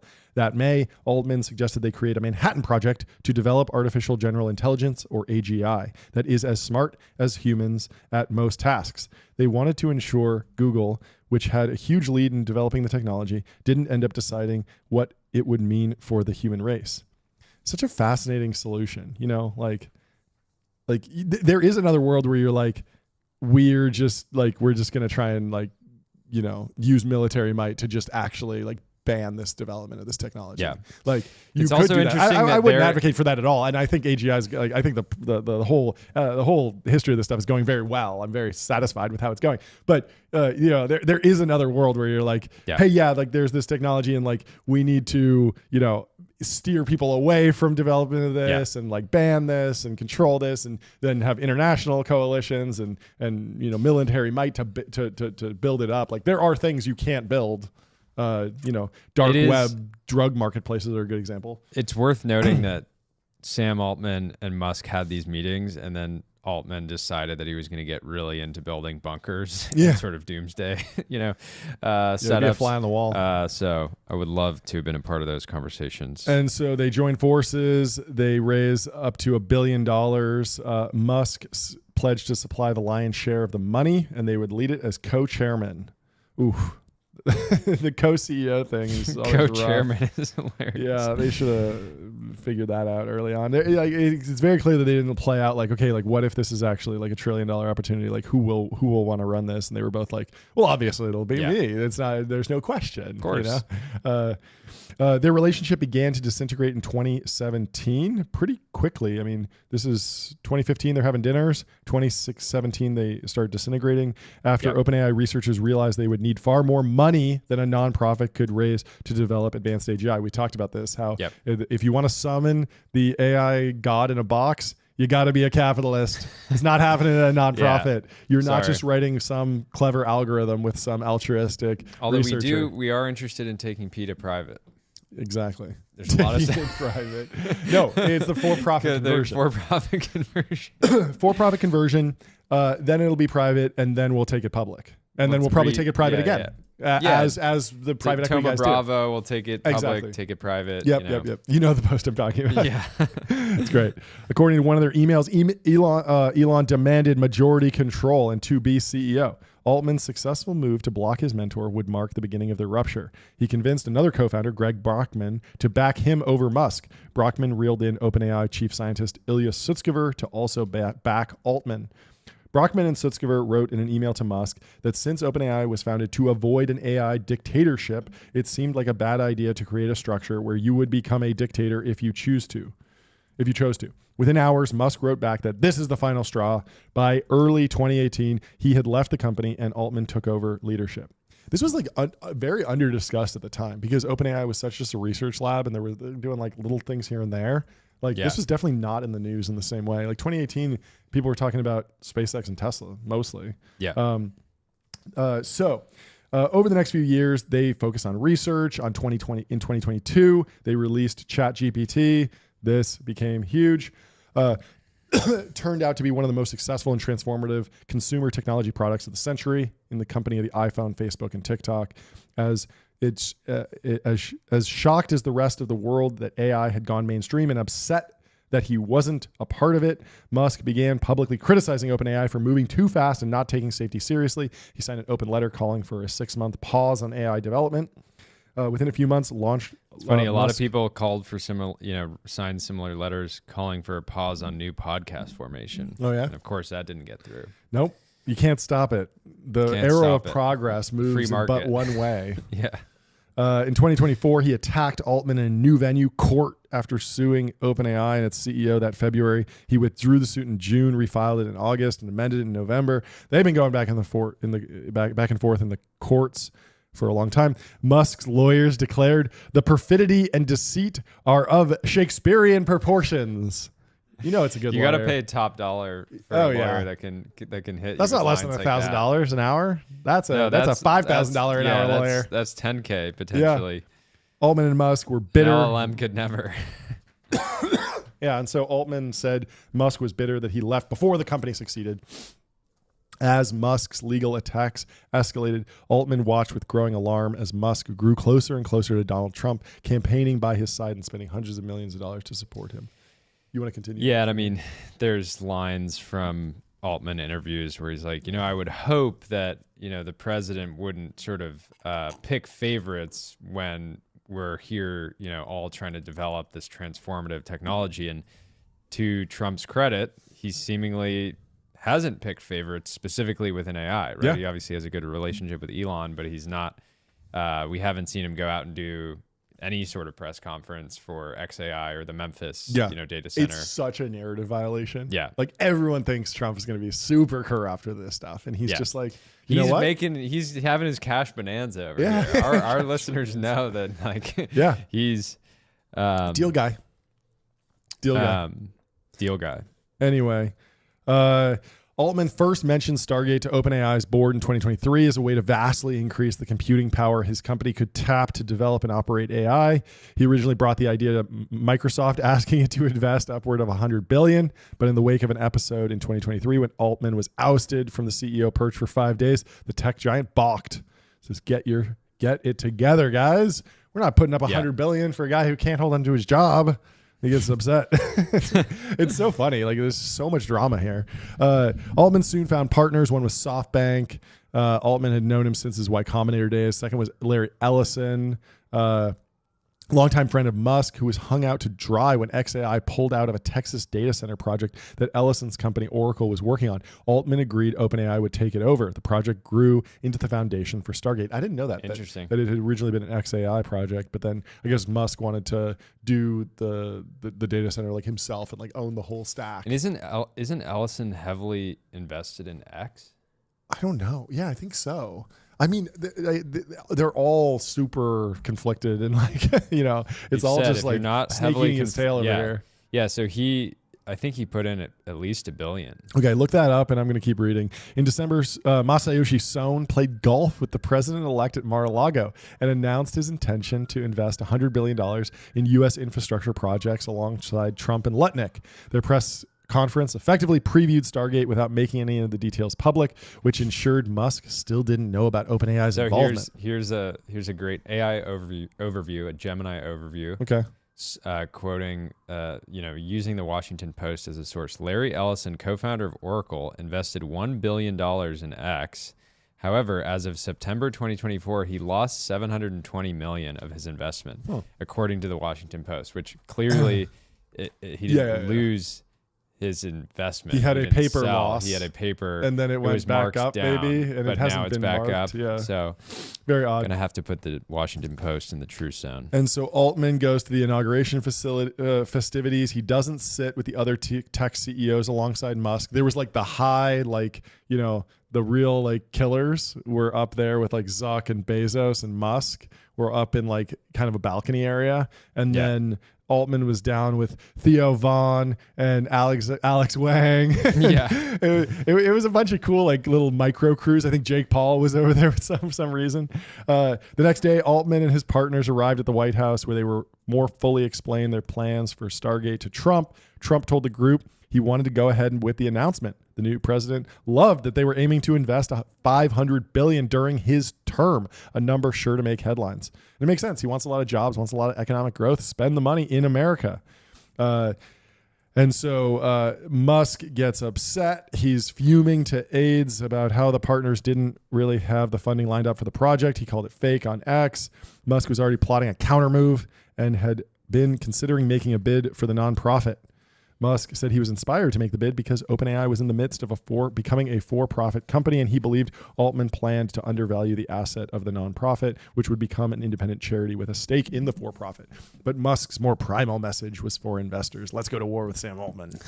Altman was at the Paris AI Summit when news of the bid broke, and so he got like TMZ'd a little bit with the reporter saying, "Hey, what do you think about this?" And he's like, "Oh my god, I can't deal with this." Basically, was saying like, "I just want him to stop really bad." That was the immediate take. And so he said, "OpenAI is not for sale, and the board has unanimously rejected Mr. Musk's latest attempt to disrupt his competition," said Brett Taylor, chairman of OpenAI's board. I thought Brett Taylor's building an AI company separately. I guess he is. I think he's probably doing both. Any potential reorganization of OpenAI will strengthen our nonprofit and its mission to ensure AGI benefits all of humanity. OpenAI's rejection comes as no surprise, says Musk's lawyer, Mark Toberoff. Musk had said he wanted to save the company from the dangerous direction in which his co-founder had taken it. It's time for OpenAI to return to the open source, safety-focused force for good it once was, he pronounced. We will make sure that happens. Altman responded in his signature brand of nice guy savagery. Probably his whole life is from a position of insecurity, he said on Bloomberg TV. I feel for the guy. I don't think he's a happy person. I do feel for him. Wow. It's wild because I think if Elon would tell you, I don't want to be happy. Yeah, so he don't said use that don't use Rogan. that metric to evaluate, to try to judge me. Yeah. Right. Yeah. His motivation is to put a data center on Mars. Yeah, that's true. Anyway. Absolutely wild. Well, we got some breaking news. Thank you to Ben for surfacing it. Let's hit it. From Perplexity, Okay. who's also, they've been in the timeline recently because they're fighting it out. Everyone's in the trenches. Perplexity CEO likes to use Sam Altman's replies as marketing engine for Perplexity. It's seemingly his strategy now. So Perplexity says, today we're open sourcing R1 1776. Cool name. Got to give him credit for that. I like a that version of the video. DeepSeek R1 model that's been post-trained to provide uncensored, unbiased, and factual information. To keep our model uncensored on sensitive topics, we created a diverse, multilingual evaluation set of 1,000 examples using human annotators and specially designed LLM judges. We compared frequency of censorship in the original R1 and state-of-the-art LLMs to R1 1776. You can see a chart. Ben, if maybe you can pull it up or we can do it in post. Yeah. We also ensured the model's math and reasoning abilities remained intact after the uncensoring process. Benchmark evaluations showed it performed on par with the base R1 model, indicating that uncensoring had no impact on core reasoning capabilities. That's cool. So, I mean, hot take, like, I don't really care about censorship in LLMs all that much because, like, how many times are you doing, research on the Tiananmen Square massacre? Like, it's like, most of the time I'm like, make this recipe list or like, pull some GPU data together or, something that's like, it wouldn't even be censored either way, but it's cool that they did it. And then 1776, obviously very American branded, very, American dynamism coded and probably like a fun marketing stunt. And it's good because there was a lot of like, is DeepSeek secretly bad and like poisoning it? So I like that they like did the work to go clean it up. I think that's cool. So I think Perplexity can be very useful. Yep. I don't use it a ton. Yep. I use it from time to time. Yep. I find it can be fantastic. It's just more so the friction of opening Perplexity and searching ends up being high for a lot of this sort of faster. I just opened Google search and I got the information I wanted, even though it was like, I asked how much did Larry Ellison invest in X? And Gemini like botched it and like gave this highly politicized answer, but I still got the data that I wanted. That's so I think Perplexity would have done a much better job of that. And I should probably just like start, using it more. But overall, like their product strategy right now feels very reactionary. Like it seems like the CEO is sort of like watching what other people are doing, figuring out how to make it about them, right? Hey, here we have we basically made R1 into a better consumer product for Americans. Look at us. And he's launching their sort of deep research competitor, which again, even Karpathy was saying, not quite on par in terms of how people are using deep research broadly today. So overall, just focusing your messaging on your top competitor, your former boss's reply section. I'm not super bullish on that strategy. What's interesting is Perplexity does have another feature or like tab that I actually think is really cool and I was super bullish on, but then I didn't wind up using all that much. It's an algorithmic feed of news stories that are AI generated. So like the top story for me is Grok 3, which obviously I'm interested in talking about. And then you click on it and it shows you a bunch of sources and key features, and it's very nicely organized and it's not like super ad riddled and stuff. And I thought this was really cool, but at the same time, like I would rather experience the Grok 3 launch on X in like the messy timeline. And so I haven't been using that as much as I thought. And we were talking about this yesterday, like, is there room for a new Hacker News or a new tech meme? And Perplexity kind of built it. I think they did a great job on product execution in that tab. I think it's quite good, but I think that in 2025, people want a feed that is more chaotic, more combative, more comedic, entertaining. Exactly. So I want to see the actual live stream that I can just go watch the definitive source. I want to see the community notes. I want to see Karpathy, and then I want to see Growing Daniel meme it, and I want to see Rune respond, and I want to see Yaxine respond, and I like getting my news that way, honestly, more than hey, there's this sanitized AI summary. That's helpful, but it's not as fun.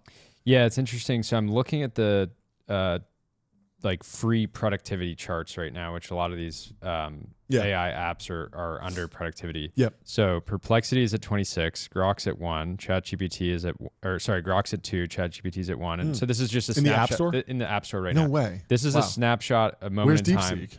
I thought they were going to destroy everything. DeepSeek is number 3. Okay. And then Perplexity is down at number 26. Okay. Behind things like HP Smart, their printer. No. The ringtones maker, the Ring app. No. Random VPNs. Speechify is actually ranking Cliff quite a bit Weitzman, higher. my boy. Have you met Cliff, the and then, founder of so Speechify? here's Absolute dog. Yeah, you had mentioned that. So Beast on the bench So press. Perplexity is 26. They have 127 rankings. Chat on AI, which is basically an open AI alternative, has 194,000 rankings and is only at 28. So this is like a seemingly like no name, sort of the most blatant rapper that you can think of. So I don't know. I think that I don't see this model getting them to be in the top 5. So to me, if they're launching R1 1776, do consumers in the App Store actually care about that? Because if you're competing with Google, you need to not be worried about how cool X is going to think your product release is, and more so how you go from 26 on the charts to top 3, right? If you actually want to be competitive. He clearly wants to compete with Sam. Every single day he's responding to Sam. So I think this launch is super cool. I definitely want to play around with it, but at the end of the day. I've honestly seen the same thing oddly in the nicotine pouch world, where I've seen like people be like, oh, I'm launching a new nicotine pouch with like an American flag on it, and like, okay, it'll get like 1,000 likes on X, and then it's like, okay, like, do you have $10 million to spend with 7-Eleven, Walmart, and Quick Trip to actually get your product in stores? It's like the thing that actually drives like the adoption loop is like completely separate from like popularity. Totally. And it's just, it's interesting. I wonder, like, Perplexity I think is cool because like they're not just doing the vanilla, like we're just doing another chatbot. There's already 17 of those that have like billions of dollars. At least they're trying a different product instantiation. I think that is cool. But I do wonder how they can get just more, how can I fit it into my life, and how it can really get to solid traction. I mean, maybe speed. You mentioned speed. Like if it was faster than Google and it was something that I could make my default search in Safari on iOS somehow. The challenge I might be down for that. If you're sitting in Google Chrome working, it's always going to be faster to hit Command T and immediately start searching. Now, if Arvind, the CEO of Perplexity, made a compelling case on X that I should go into my Chrome tab and reroute the default Chrome search to Perplexity and showed me how to do that, I might do that and try it. See how it goes. But it has to be a faster product than Google. And Google can continue to make that super hard, or they could just say you're not allowed to build competitive. And again, it might not be like an actual consumer like viral growth strategy. Like it might not really. Yeah. Anyway, should we wrap up, Grok? I think we did a full deep dive. Yeah. That was great. Now you know. Where are we on time? We're at 12:20, an hour and a half. Okay. Well, let's go through some timeline. We got a bunch of good stuff. By the way, I'm loving the new layout. Yeah. It's great. Yeah. Thank you for the comments on it. We're trying to make the show better every single day in different ways. Sometimes we wake up with a bad sleep score, but we're still. How's the sleep score? I had a rough night. I gotta know. I went to bed a little late. So I'm sure I'm getting docked. Let's see. I have to give a little anecdote. Ooh, 82. I got destroyed. I got 83. 642. Can you imagine if they were just like in the background listening, like adjusting them to try to make us like super competitive? Wait, what'd you get? 80? I got 83. 83. So you beat me. I beat you by 1. No, but anyway. So I made a mistake this morning. I got up at 5. Yeah. My 8 sleep warmed my bed. Yep. Like 5, whatever, to so that I was sort of like waking up naturally. Yeah. And then at 5 it starts doing the vibrating alarm, which is really nice. The issue is that I snoozed the alarm. I didn't turn it off. And then I just got out of bed and I left. Oh, and so and then, I was in the car with your wife. and she's like texting me being like, please turn off your alarm. Yeah. Which is funny because normally people are like, turn off your alarm because you're still sleeping. Yeah. But turning off your alarm because you're already out. Already in the car. That's great. But it's connected via Wi-Fi, so I was able to just turn it off. I mean, for what it's worth, I think I still the 8 sleep got me to a place where even though I didn't have the best night's sleep, it went a little bit further. The 6 and 3/4 hours of sleep I got were fantastic. But I'm ready to lock in tonight. I started that point by saying we actually are genuinely focused on how do we improve the format of the show every single day. There's the format, there's the camera, lighting, overlay. So thank you to everybody that gives us feedback. We see it in the chat. We see it in the DMs, comments, etc. Trying to make it better every single day, forever. It's a fun journey. Keep grinding. Let's get into the timeline. Let's go to Paul Graham. Andreas Klinger says, this picture will be framed by dads everywhere. Paul Graham says, every time we come back to Silicon Valley, my 16-year-old son gets a massive dose of cognitive dissonance when he notices that apparently smart and reasonable people seem eager to obtain something he's convinced is utterly worthless. Yeah. And someone says, interesting, what's that? And he says, my advice. It's like he set this up to go viral. Like it's like he almost framed the first tweet to be like, somebody's going to ask and then I'll drop the bomb on them. Yeah. Because he could have just said he could have revealed that it was his advice, but it wouldn't have been as good. And it would have been like maybe cockier or something. I don't know. It was a great post. It was very funny.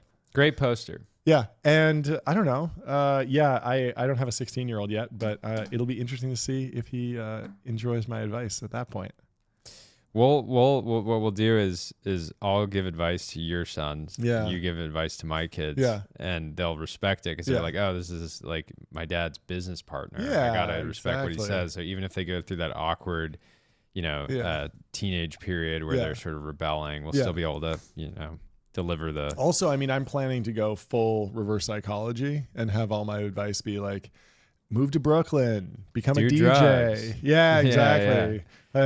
Just look, like you're 16. I want you to be doing drugs. I want you to be doing boiler room set. When I was your age, I was doing. Yeah. And then he's like, Dad, I'm going into the military and I'm starting a hedge fund. I'm getting a job at Goldman. Exactly. I'm working 18 hours a day. Exactly. I don't know. It's fun. It's funny to see PG. He's been posting about his kids for 16 years. Posting through it. He's been posting the dad advice. And it's good to see him come back. He had that post that many people were commenting on the feng shui of his room, but he's posting through it. Posting through it. It's great. Let's go to David Holes, founder of Midjourney. He says, the biggest frustration of a hardcore technologist in San Francisco is how many big companies, both tiny and gargantuan, are kind of fake. Investors often can't tell the difference between story and substance, and armed with $1 billion, it may take a decade for it to fail. As an observer, when those companies finally fall, you expect to feel some sense of satisfaction, but actually you only feel sadness and a sense of waste.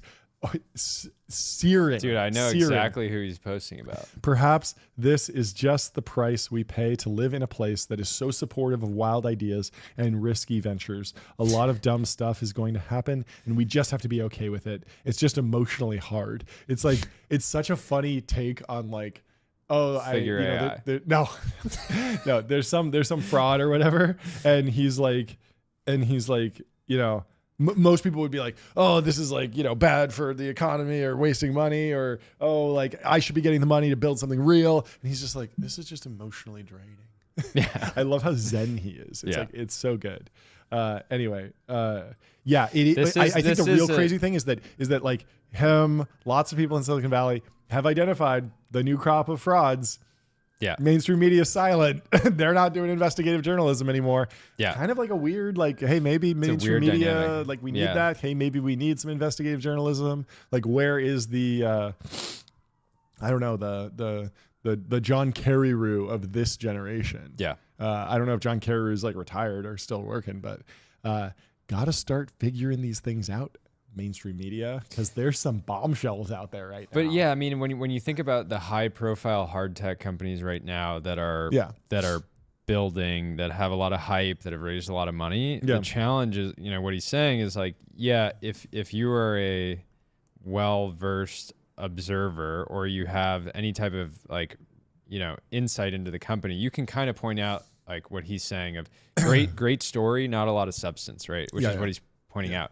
And that by itself is not fraud, right? Like there are plenty of companies that have great stories and just not a lot of substance, right? Maybe they're building something and they're building just not a very good version of it, but they still, continue to raise money. Yeah. I mean, in the like post.com world, there was a guy named Barney Pell who started a company called Moon Express, who was trying to deliver, like basically build a moon colony. Great story, raised a bunch of money, didn't get anywhere. It failed. And it wasn't a fraud. It was just like, all the investors were like obviously bummed, but they were like, I wanted you to try to build. I don't know. It might have been a legal thing, but I'm pretty sure what happened. I need to actually deep dive the company, but I'm pretty sure it's like, if you're as an investor, there's a lot of times when you put money in a company and you're like, hey, I wanted you to try this, and I know that it's a 10% chance that it works out, and if it fails, no hard feelings. Nikhil in the chat says Hindenburg research meets the information. Oh yeah, that'd be good. If somebody does that, it would get you slap that behind a paywall, and you'll be have some nice revenue in no time. Yeah, it's great. Everyone, Nabil says, well articulated. It's not ideal, but the alternatives feel worse. There does have to be a way to improve. Anyway. Let's move on to Mateo over at 8 Sleep. He says, it's so exciting to see 8 Sleep on TV during the final of the Premier Padel in Riyadh, supporting the #1 team in the world of Coelho and Tapia. I don't know that much about Padel, but I think it's on the ground. No, Padel is the cool version of pickleball. Not to throw too much shade at Palantir? Palantir's pickleball paddles. I think it's great if you're doing paddle-esque sports, but yeah, it's just a faster, higher pace, more athletic, more intense version. Boom. Got your 8 Sleep hat on. There you go. Thankfully, I caught that. That would have been deeply embarrassing. Yeah, I never would have recovered. But yeah, I mean, it's cool that 8 Sleep is. I mean, it's such a fun brand because, like, it's a consumer tech company, hardware company, but they get to go and play in F1 and pro sports teams. And it's a lot of fun. Anyway, getting 8 Sleep, it's a no-brainer. We love 8 Sleep here. Speaking of other sponsors we love, let's move on to Ramp. Aaron says, this is why I love Ramp. And he's quote posting Ramp's official account. It says, last Friday, our team attended the Eagles parade in Philadelphia for some on-the-ground journalism. What we found might shock you. And they have all these, they did this funny video of like, people with ramp signs at the Philadelphia celebration. It's great. They're getting so much out of the Super Bowl ad. It is crazy. I guarantee this thing is ROI positive, which is more than you can say for a lot of Super Bowl it shows ads. like taking that scrappy approach of saying, hey, we made this big investment, but let's make the most of it. Exactly. Like I guarantee you Doritos ran their ad and they were like, cool, like pat on the back. Nice, like, we're done. We did Okay, it. move on. We'll see you next year. Yeah. Packy's a big Eagles fan. I think he grew up outside of Philadelphia. Okay, yeah. He'll correct me if I miss that, but love to see Philly fans, get a win. Having fun. Yeah, that's great. Well, let's move on to a bezel deep dive. We got just ad. Now, these ads are brought to you by AdQuick. I can mix in some reviews that have ads in them. Okay. Yeah. Let's do that. Let's go to some reviews of that. So the ads in the reviews are presented by AdQuick, by the way. To be clear, the best way to buy out-of-home ads for your startup. So I got the first one. I honestly, every time I read these ads, it just makes my heart sing. They just get better every time. So I haven't seen these yet. 0 to 1, but unhinged by somebody named John. The Technology Brothers podcast isn't just a show. It's a founder's dojo, a 10x brain gym, and a capital allocator's confessional all wrapped into one. Every episode is a masterclass in thinking from first principles, moving fast, and breaking every norm except the ones that print cash. Amazing. John and Jordy don't just talk tech. They talk trajectory. Listen long enough and you'll either build something great or realize you never had the stomach for it in the first place.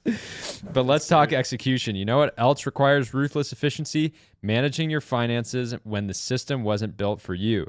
That's when Purple comes in. So this is a really cool startup. Purple is the first banking and benefits platform built for the disability community. because fintech forgot millions of Americans who actually need financial tools built for real life.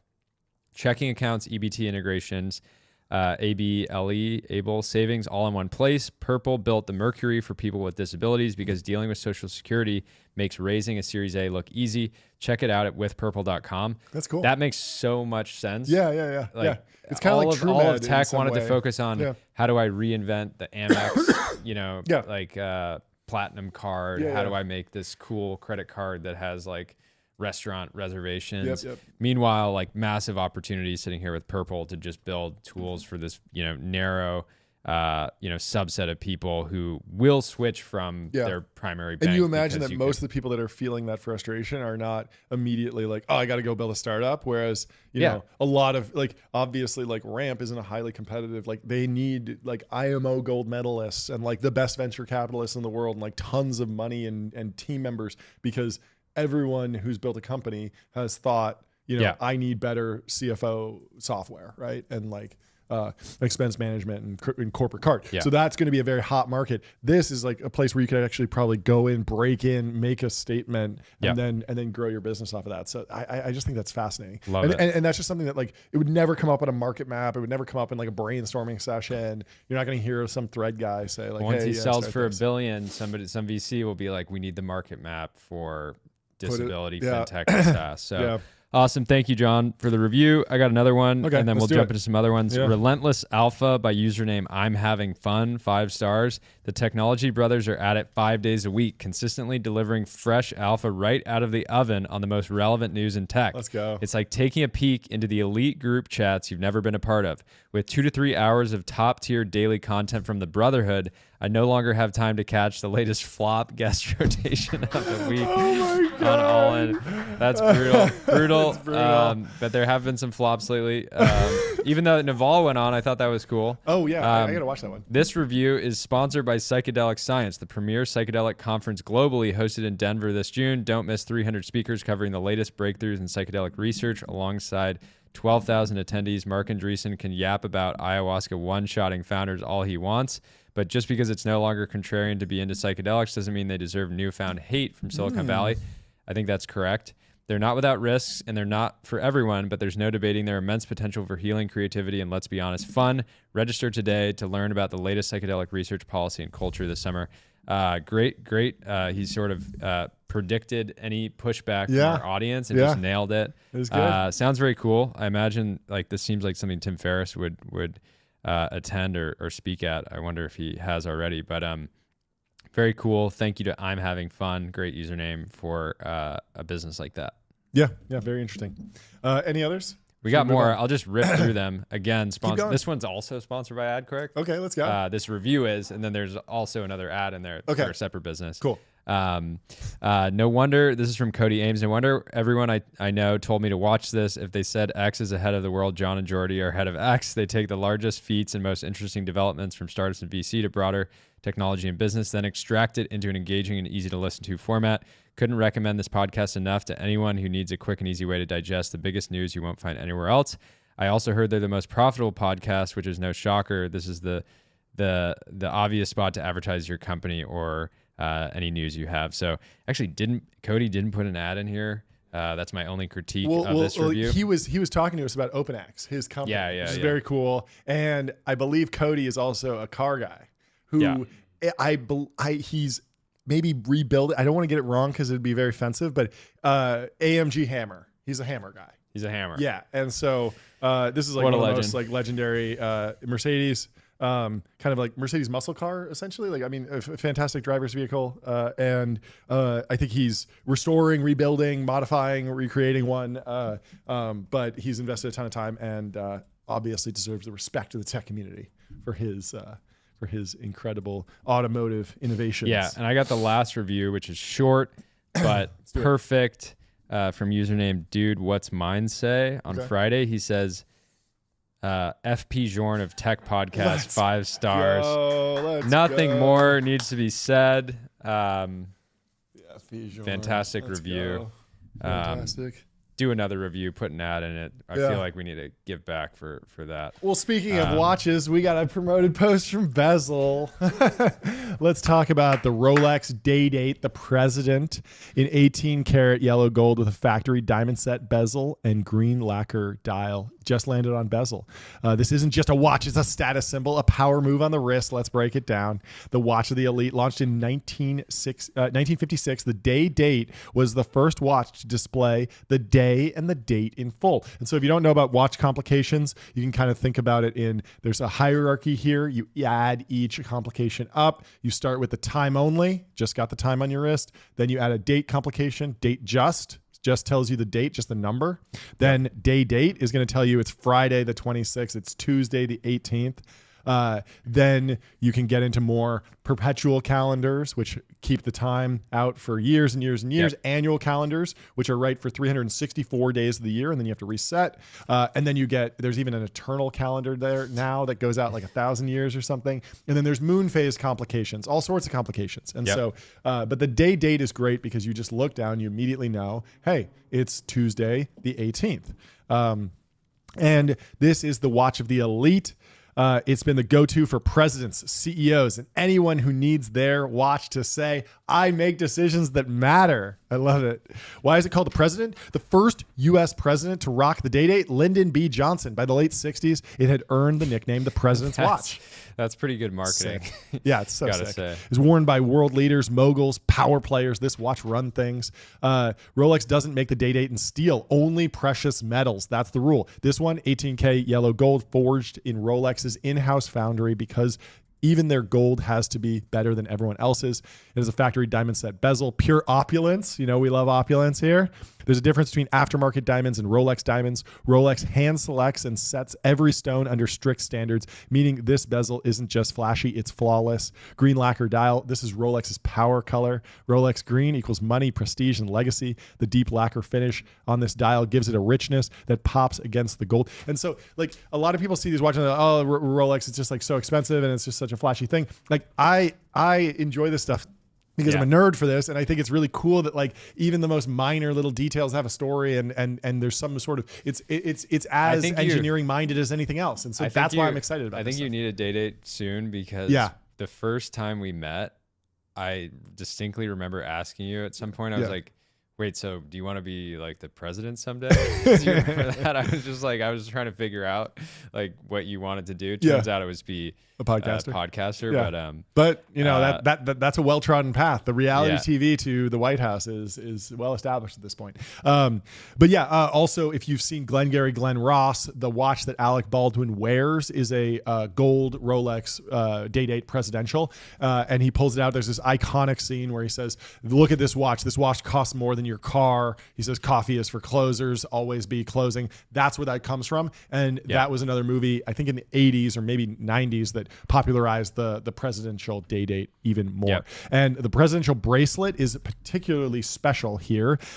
It's the ultimate flex. It's the 3-link president bracelet, was designed specifically for the Day Date. It's smooth, seamless, and also hides the clasp because true luxury is effortless. It's one of the most comfortable bracelets Rolex makes. So would you wear it? Let us know in the comments. Think you can pull it off? Head to the Bezel app, download it. And it's, there you go. Oh, look at that. I mean, it's just so iconic. Jordy, do you know about how you should tell if you should wear silver or gold? Are you familiar with this? The veins thing? No, I'm actually not. So there's this thing where a lot of women know about this with makeup.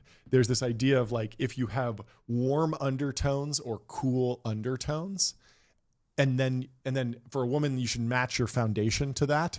And so there's this critique that's going on like Instagram right now that I randomly saw, which is like Republican woman makeup is like I guess the left is like critiquing Republican women for doing their makeup wrong. And a lot of the things that they get wrong is that they have cool undertones, but they're using warm foundation. And for men, oftentimes it's if you have cool undertones, you're better off with silver. And if you have warm undertones, you're better off with gold. And so the way you figure this out is you look at your veins, and if your veins look blue, you have cool undertones, and if they look more green, you have warm undertones. And so the classic example is just like, I'm obviously like Swedish and very like northern. And so I have blue undertones, blue blood. Yeah. And more like Italian guy is going to have greener undertones. And that he's a Italian gold guy is going to look good in gold, right? Yeah. And so when you think about the mafia guy, the Italian guy, the Tony The golden, Soprano, the golden he's going to Day-Day. have more green undertones, and that's Yeah. going to lend itself to being able to rock a gold watch. Now, I recently bought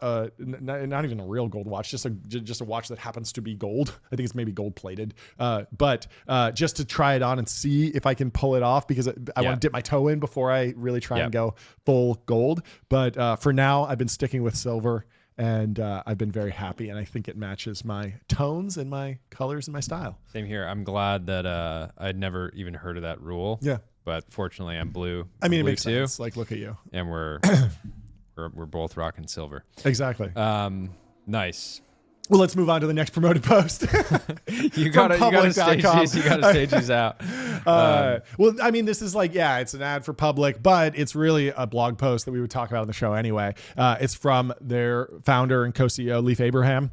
He says, "We ship a lot in all areas of business." By the way, obvious. Yeah. He has a very unique Casio, which we'll have to have him on the show sometime to show it off. But anyways, we'll have to. He should have used the Casio in the picture here. Oh yeah, totally. Yeah, we'll have to get him on Bezel and see what he picks out. And so he says, "We ship a lot in all areas of the business.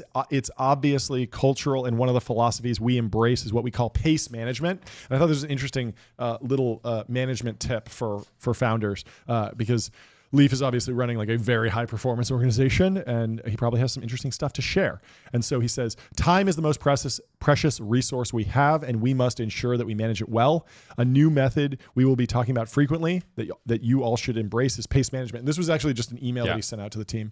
And so it's kind of cool that he like published this after the fact. This is a good example of going direct. Just like he's not like becoming an influencer. He's just taking content that he's already writing. Exactly. And then just publishing it. Yeah.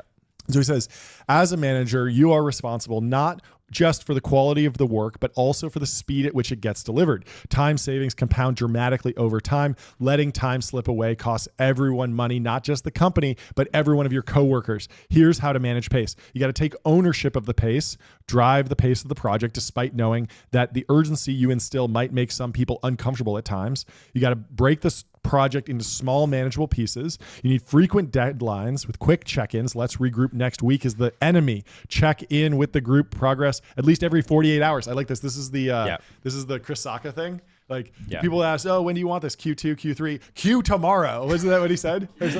Q Friday. How about Q Friday? I like that. That was fun. Q Friday. And this is very similar. Yeah, check in more frequently. Don't throw things. Next week. Keep teams small. Make sure every person knows exactly what they are responsible for, and that everyone else on the team does too. And then project-specific channels. Sometimes it helps to create project-specific channels. A dedicated space allows for focused discussions, even on the smallest details. So some good advice from Leif over at Public. And if you're looking for a portfolio, if you're building a company and you're wondering if you're going fast enough, well, we went from 1 day a week to 2 days a week to 3 days a week to 5 days a week. Eventually we'll be doing 8, 9, 10 days a week. 10 days a week. Let's do it. Let's move over to Sam Altman. He's thinking about open source and stuff. He asked X, for our next open source project, would it be more useful to do an O3 mini level model that is pretty small, but still needs to be run on GPUs? I thought you were saying he asked Grok. I was like, I thought Sam was asking Grok for that'd be very funny advice. Been meta. Or the best phone-sized model we can do. And this was sitting right at 50-50. And then Dylan Patel chimes in from Semi-Analysis. He says, "I can't believe X users are so stupid. Not voting for O3 Mini is insane. You can literally already distill 4.0, Claude 3.5, DeepSeek V3 into sizes that will run on phones." And it's just funny that, obviously, like the hackathon kids just kind of generally continues to be a dominant poster. Phenomenal. Should we report a murder? Yeah, this one needs to be reported. Here, you do it. That's too good. All right, so this is from VC Braggs. He says, "I'd like to report a murder." Delian says, "I've ended up leading more rounds in the last 4 months than the prior 3 years combined. Not sure what it means, but I guess we are so back, ? Chamath says, means you've decided for whatever reason that time diversity doesn't matter in portfolio construction. Spoiler alert, it does. Delian says, ha, thankfully not too many 2021 SPAC shares in my portfolio construction either. Quick 10x ratio, quick work. This one, I'm surprised that, maybe Chamath was down to get ratioed and just felt like, becoming a supporting character in the timeline for the day. But coming for this Delian one is the most dangerous thing. You're playing with a Cobra on the timeline. Yeah, Cobra, and then also trying to critique somebody for time-based portfolio construction where Chamath, basically spearheaded the largest investment into this like novel, sort of financial product into highly speculative companies in a very condensed time period. So it's just like kind of set yourself up for that. Also, is Chamath a seed investor? Like, has he done seed stage investing? I don't think of him as like seeding big. He's in the other Grok, the GROQ. As at seed? I think so. Okay. I think he incubated, didn't he? I purely think of him as like growth stage and like SPAC guy now. But maybe he does. But like, yeah, Delian, like, I don't think like if you're doing seed deals, like the time-based portfolio construction matters. Yeah, so he put 10 million into Grok, GROQ, which was a Google team that spun out. Yeah. I saw a funny thing about Grok with the Q. Everyone's talking about Grok 3, which has a K. And Harry Stebbings is like, here's my interview with Grok CEO. And it's the GROQ. So he like knew that he should drop that to like, farm off of the energy or something that people would pull over. I thought that was funny. Anyway, let's move on to the new president of Syria. I thought this was funny. This guy had quite the path. Buko Capital Bloke says, intern, Al-Qaeda, then associate, Al-Qaeda, then senior associate, Al-Qaeda, then insurgent at various, and then president of Syria. And this is from an interview that the new president of Syria, Ahmed al-Shara, did with Leading, some small YouTube channel, I guess. And he says, I joined Al-Qaeda because I was a 19-year-old and there wasn't any other venue to take part in politics. Also because I want skills and experience. I already built all government institutions in Idlib before the offensive. This ensures we can immediately take over and prevent anarchy. And yeah, I mean, obviously, like, the American propaganda during the war on terror was very much like, oh, it's like a bunch of like terrorists in caves. They're just like completely running around. But it's like, no, they have timesheets, they have time cards, and they have to-do lists and tracking and inventory management and their payroll software. Yeah, and like HR. What's the big one? Like, what's the NetSuite? ERP, basically. And yeah, I mean, these like large terrorist organizations are like, he's obviously joking with like the intern associate, senior associate, but there are like career paths and like tracks that you can like move up in. Yeah, it's worth noting that if you look at terrorist organizations or drug cartels, you don't become these sort of nation state level players or multi-billion dollar enterprises without being highly organized and having real leadership hierarchies and stuff like that. That's why I've joked before about Pablo Escobar being the greatest CPG founder of all time. Yeah. Because even if you told somebody you can break every law under the sun, they would not be able to bootstrap a company to $22 billion of annualized revenue in a decade, right? Oh, we got to put deep research on this, or the fans. Jordy and I were on a call with David Senra last night from the Founders Podcast, and we were debating how big was the cocaine industry, I guess. How would you benchmark that against like big oil, big tobacco? What's the TAM? What's the market size? I was arguing that it was probably over $1 trillion in like market cap if you applied some sort of price to earnings multiple on however much money is going on. What was the total revenue? How big of a player was this guy? And should you put? I don't know why I'm blanking on his name. Who's the greatest CPG founder again? Pablo Escobar. Should you hang his jersey in the rafters? I mean, certainly greatest criminals of all time, but how big was his enterprise? And I wonder how many employees he had working for him if he really like mapped out the entire org.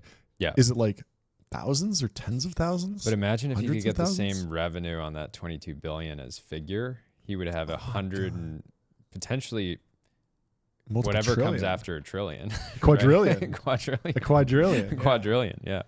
Anyways, I got another post here from Arthur Rock. If you're not following Arthur Rock, great poster. He's come out the gates sharing sort of behind the scenes on rounds that are getting done. He'll typically talk about around 2 to 3 months before it gets announced. So his point of view is that he does it to help make rounds more competitive, because you can imagine if you're a big capital allocator and you see Arthur Rock post such and such round getting done, and you hit up your associate and you're like, why haven't we seen this yet? Yeah. You like get on the phone with them. And so definitely, I'm sure it helps. We got to do some sponsored posts with him. Momentum. No, I think we should have him on the show for a segment where he speaks through like an anonymous like voice, some make him sound like Steve Jobs or something like that, and then just talk about, all the stuff he's seeing. But he's got an update here. This was underreported. USV came out with a new core fund in 2024. They have historically taken the approach of staying small, focusing on returns, focusing on the real craft of venture, and that they're not sort of a high volume investor. They're making a handful of new bets, typically doing them, very early. And so he outlines like their total fund performance, which their first fund in 2004 was about $100 million fund. It ended up grossing $1.5 billion, so almost close to a 15x there. And then you just go down the list, pretty much every single fund except their 2019 opportunity fund, which for those that don't know, an opportunity fund is more, hey, we have a bunch of early stage companies that have done well. And so the 2019 opportunity fund is the only fund on this list that isn't like top decile, basically. Yeah. And it's sitting at 1.3% IRR. And you have to imagine they sort of deployed that fund at the absolute top into their companies that they knew already that were good companies that just were kind of a little bit frothy. So anyways, could still turn around. Who knows? But one of the GOATs, certainly the New York City GOAT, almost deserving of a place in the Holy Trinity, but hasn't quite scaled and had the impact. Yeah, hasn't scaled yet. Cool to see though. You got to leave it as a trilogy. You can't make it quadrilogy. Quadrilogy. It never works. Well, let's move on to promoted post from Wander. We got a great spot up in Big Sur. Jordy, have you been to Big Sur? I have. I've driven through it. Some of my fondest memories as a kid are from Big Sur. I went up there with my family, went inner tubing down the river. I remember that really fondly. Founders Fund just had a big event out there for all the defense tech folks. It's really California at its best, right? It's coastal, it's rugged. You've got the mountains meeting the sea. Yeah, it's totally fantastic. And so there's a beautiful photo here. What's cool about the Wander is that there's going to be fast Wi-Fi. So I feel like we can go stay there. Yeah, we can still hit stream and not worried about reliability. It's actually, we're not in a Wander for PMF or die, unfortunately, and that's been like the number one issue. Is like we're trying to stream HD video, and so showing up to an Airbnb and not having quality Wi-Fi is a terrible experience. Wander fixes that among a bunch of other stuff. And so Zachary Slayton, MBA, says, what a great weekend spent in Big Sur. Not only were the views and drive incredible, but our Wander house made the experience just that much better. Great experience, great service, amazing amenities. Highly recommended. Take a look, share some beautiful videos and pictures.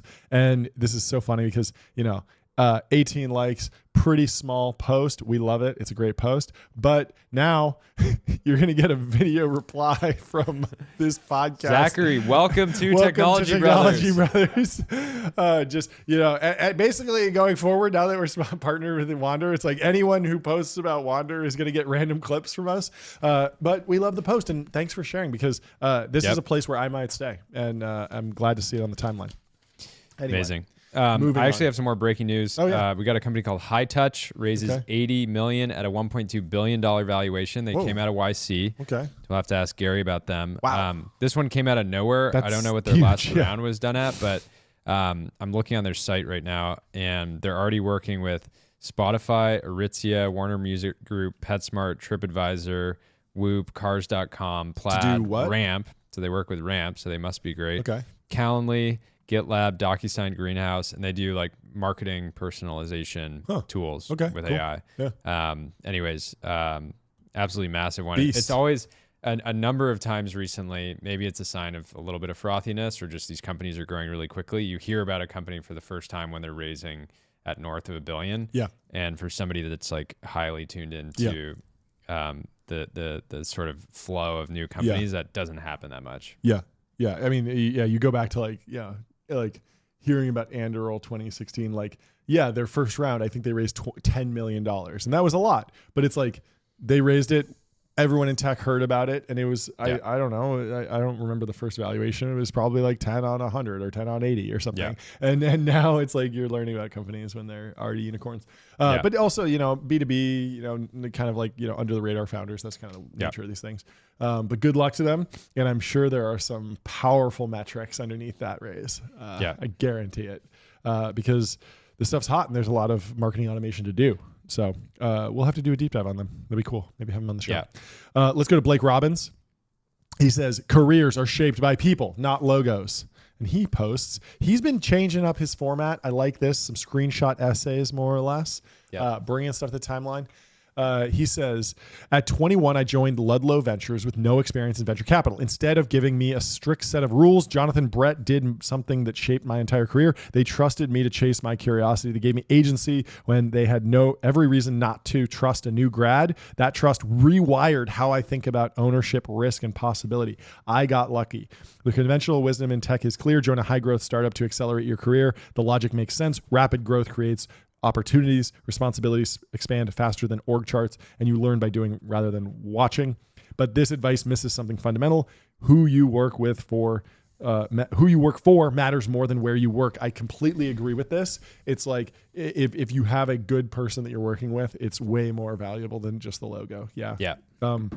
And they define your mental model for excellence. Tech loves to worship the other pedigrees. thing is when you're coming out of, let's say you go to college, you come out of school, it's so hard to evaluate if people are truly world class. Yep. Like for me, I came out of school, I was working on a bunch of YouTube stuff, working with Sean and Connor at the Ridge. I love them as people. They were clearly very talented, but it actually took me 5 years and to work with a bunch of other people to realize how good they were. Yeah.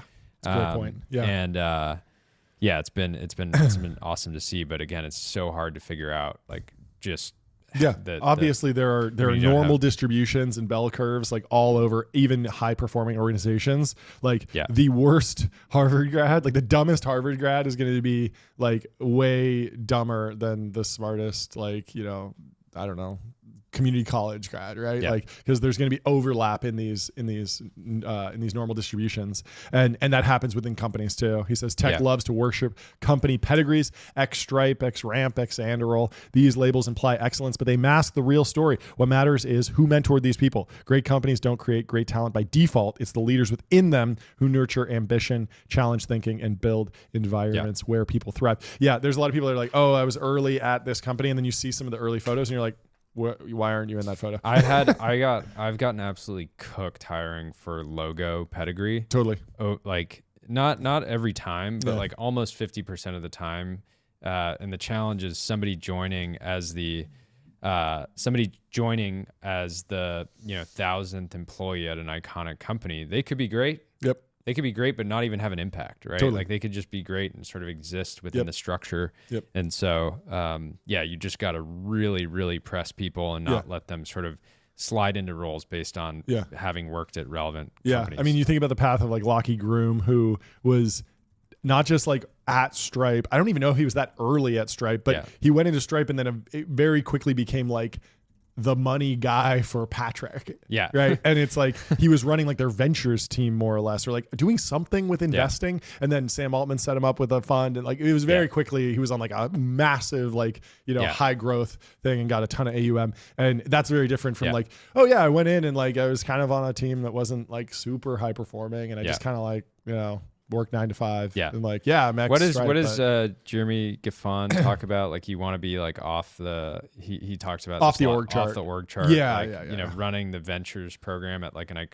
company where the founders care about that program a lot. Yeah. No meetings, no bosses, but employed by the company. That's like an ideal scenario if possible. It's fascinating. Big news, massive promoted post from Sotheby's. A lot of people want to check this out. Banksy's crude oil from the collection of Blink-182's Mark Hoppus will headline the modern and contemporary evening auction at Sotheby's London on March 4th. So if you're headed over to this auction house, check out the collection of Mark Hoppus from Blink-182. I thought this was fun to share. I know a lot of you guys in the community are art collectors and often at Sotheby's, so you want the heads up, and now you know. Let's move over to Bo. Yeah. By the way, Bo just texted me and said it cracks me up how little John knows about UFC because he saw that whatever we talked about it yesterday. So we're going on record right now, John. You got to learn about the #1 sport in America. And we gotta go to a card. I was soon. playing it up a little bit, but it was very funny. That's great. Being like, who's this schmuck calling out my friend Bo? I don't know who this is. It's like, of course, it's like a UFC guy. Anyway, great. Anyway, we love him. Let's go back to Wander, Kyle Tibbetts. This is a big promotion episode. Lots of ads. Sometimes we do a lot of bucket pull. Sometimes we do a lot of deep dive. Sometimes we do a lot of bangers. That's the whole point of the show. After this, let's slam through couple posts and then get out of here. Okay. Yeah. So Kyle says, one of the best designed app launch I've ever seen. Stoked to be an investor. Great job at the Protector team. So Nikita Beer has been advising a company called Protector, which allows you to book armed agents. They're debuting in Los Angeles and New York City at #3 on the App Store. And so this is kind of the latest Nikita project. He pumps out a lot of stuff. I think this is a company he's advising. He's advising, potentially through Intro. So I thought this was interesting because back in 2014, Uber was really hot, and there was an Uber for everything. And there was a company that went through YC with this exact idea. It was called like Bouncer or something. I forget what it's called. It was like book a Uber for bouncers. I sent it into the chat at some point. But maybe that idea wasn't the right time for that, but maybe this is the one.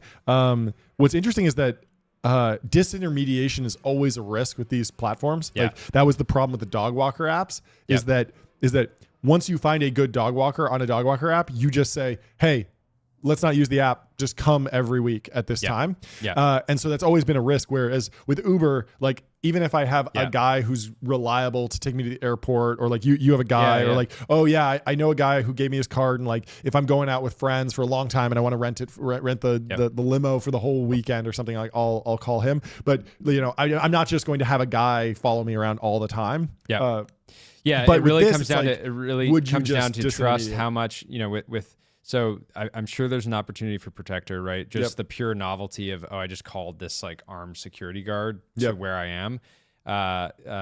Jeremy talks about this, right? Like there's lots of opportunities of take things that the ultra wealthy love and then make them accessible to the masses through these sort of on-demand platforms. So I'm sure there's a market opportunity for this. I'd say overall, again, you call an Uber, you don't care who picks you up as long as the car is generally clean and they're fast. Whereas things like this, security is ultra high trust, right? So you would much rather have somebody that well and that has like great training and that you have a good relationship with, because if they're needed in any way, you want to know that you can rely on them. I think that maybe the app can actually do a good job there, because if they're onboarding agents and they have a very rigorous process, it's totally possible to have an app. At the same time, if the customers don't demand that, that the apps will and the platforms will coalesce towards something that's a little bit sloppier.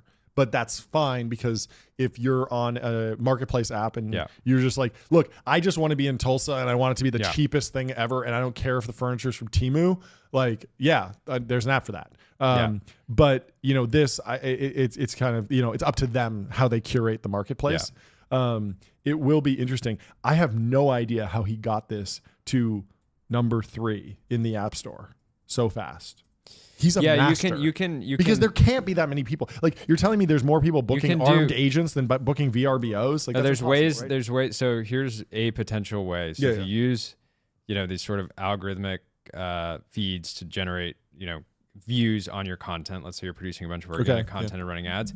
There's ways to do these sort of like pre-downloads or almost like pre-ordering the apps where you can like get somebody to say like, I want to download ready. this, and then when you release it, you can drive, let's say 100,000 one day, and then you'll rank. Sure. Even though maybe the next day you won't.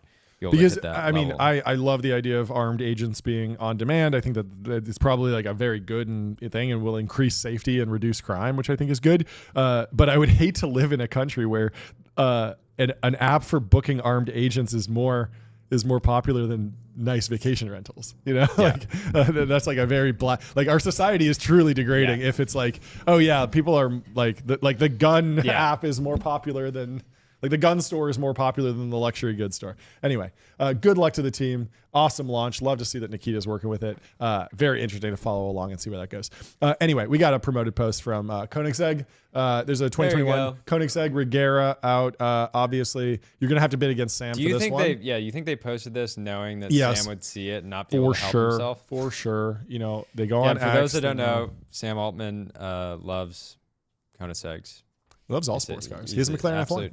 Absolute fiend. He loves them, as he says, he's doing OpenAI because he loves it, and he's also buying cars because he just loves cars. He's a simple guy. I'm very pro Sam Altman, the car guy. That's one of the main reasons I'm rooting for him. He was saying that he was using deep research to find this sort of obscure Acura that I guess he was successful obscure. It's an NSX, bro. Well, it's like in his he could have said, I need to find one with this sort of that's true. Anyway, 0 to 60 in less than 3 seconds, top speed of 250 miles an hour. If you're looking for a new daily driver, maybe you work in AI, maybe you just raised $1 billion, did some secondary, pick up a Koenigsegg. Yeah, maybe you work at PETA and you see the money coming from the for-profit conversion, and you're like, I'm going to be rich. Pick this up. Let everyone know that you're serious about the for-profit conversion. And when you pull up to the investor meetings, you're like, really, PETA? And they're like, well, he's already got the Koenigsegg Regera. So he must be the real deal. He must have a really good plan for how he's going to monetize this going forward. So we'd love to see it. Anyway, we quote tweeted this on the PMF or Die feed, but we thought we'd cover it here just to throw a reply towards Starter Story. If you're not familiar with Starter Story, YouTube channel that profiles, does video interviews and profiles on independent builders, hackers, entrepreneurs, and they did one on Blake, our boy in the cage. And so Starter Story says he taught himself how to code with ChatGPT. He built 3 iPhone apps, made $10 million in revenue. We called him up and asked him to break it all down. They talked for hours, but cut out all the fluff to give you all the alpha. I love it. And so there's a 20-minute video. Blake is an absolute beast. He breaks down a bunch of different business ideas. And if you want to know more about player one in the cage, you can watch this 20-minute video to get an idea of who Blake is. An absolute dog. An absolute dog. It is 1:07. How are we doing on time? We're good. Cool. I think we should wrap. Yeah, let's wrap pretty soon. Let's go to Duolingo. Oh, this is good. Trey Stevens is doing an event on March 6th. If you're in San Francisco, go check it out. Lee Marie Braswell over at Kleiner Perkins, another Holy Trinity venture capital firm. She says, join me on March 6th at an event with Trey Stevens where he's discussing one of my fave posts ever. Choose good quests. Link in comments. Hat tip to his co-author, Marky Wagner, who's an absolute dog as well. Trey is one of the most mission-driven people I've ever met, as well as an inspiration for practicing Christians in tech. When Trey talks about both building great companies while also finding purpose, I listen. If you haven't read Choose Good Quests, it's fantastic. I highly recommend it. I think he should turn it into a book. I hope he does. But you can go hear him talk about it at this event. And so go find the Luma and go to this event if you're in SF on March 6th. Anyway, I think that's a good place to close out. Oh, we got to talk about your bags. You've been killing it with NVIDIA. And somebody had the same idea as you. McKay Wrigley says, can we talk about how unbelievably stupid the market reaction to DeepSeek was? Compute got more useful and everyone sold. Literally today for Grok 3, Elon goes, oh yeah, we bought another 100K of H100s and mentioned a new 1.2 gigawatt data center. Nobody is going to buy less GPUs. And this shows that the price of NVIDIA is exactly what it was a month ago, right before the DeepSeek drop. And I think you bought the bottom. Actually, yeah, when DeepSeek launches Sunday, they have their fake run-up in the App Store. Everybody is sort of talking broadly about Jevons paradox and all this stuff. It just seems like it was for a company to go down 15% like that. It just seemed way oversold, and I have no idea what NVIDIA stock does over the long term. But yeah, I just bought right as everybody was panicking, and just back up, up 15% since then. But making it look easy, Jordy. Making it look easy. But we are in the news business. We are in the casting business, not the financial advice business. So that's right. Good luck out there. Stay safe. Avoid doing anything that your mother would not approve of. Well said. Have John. some good etiquette. Focus on your manners. Have you coined that? I'm working on it.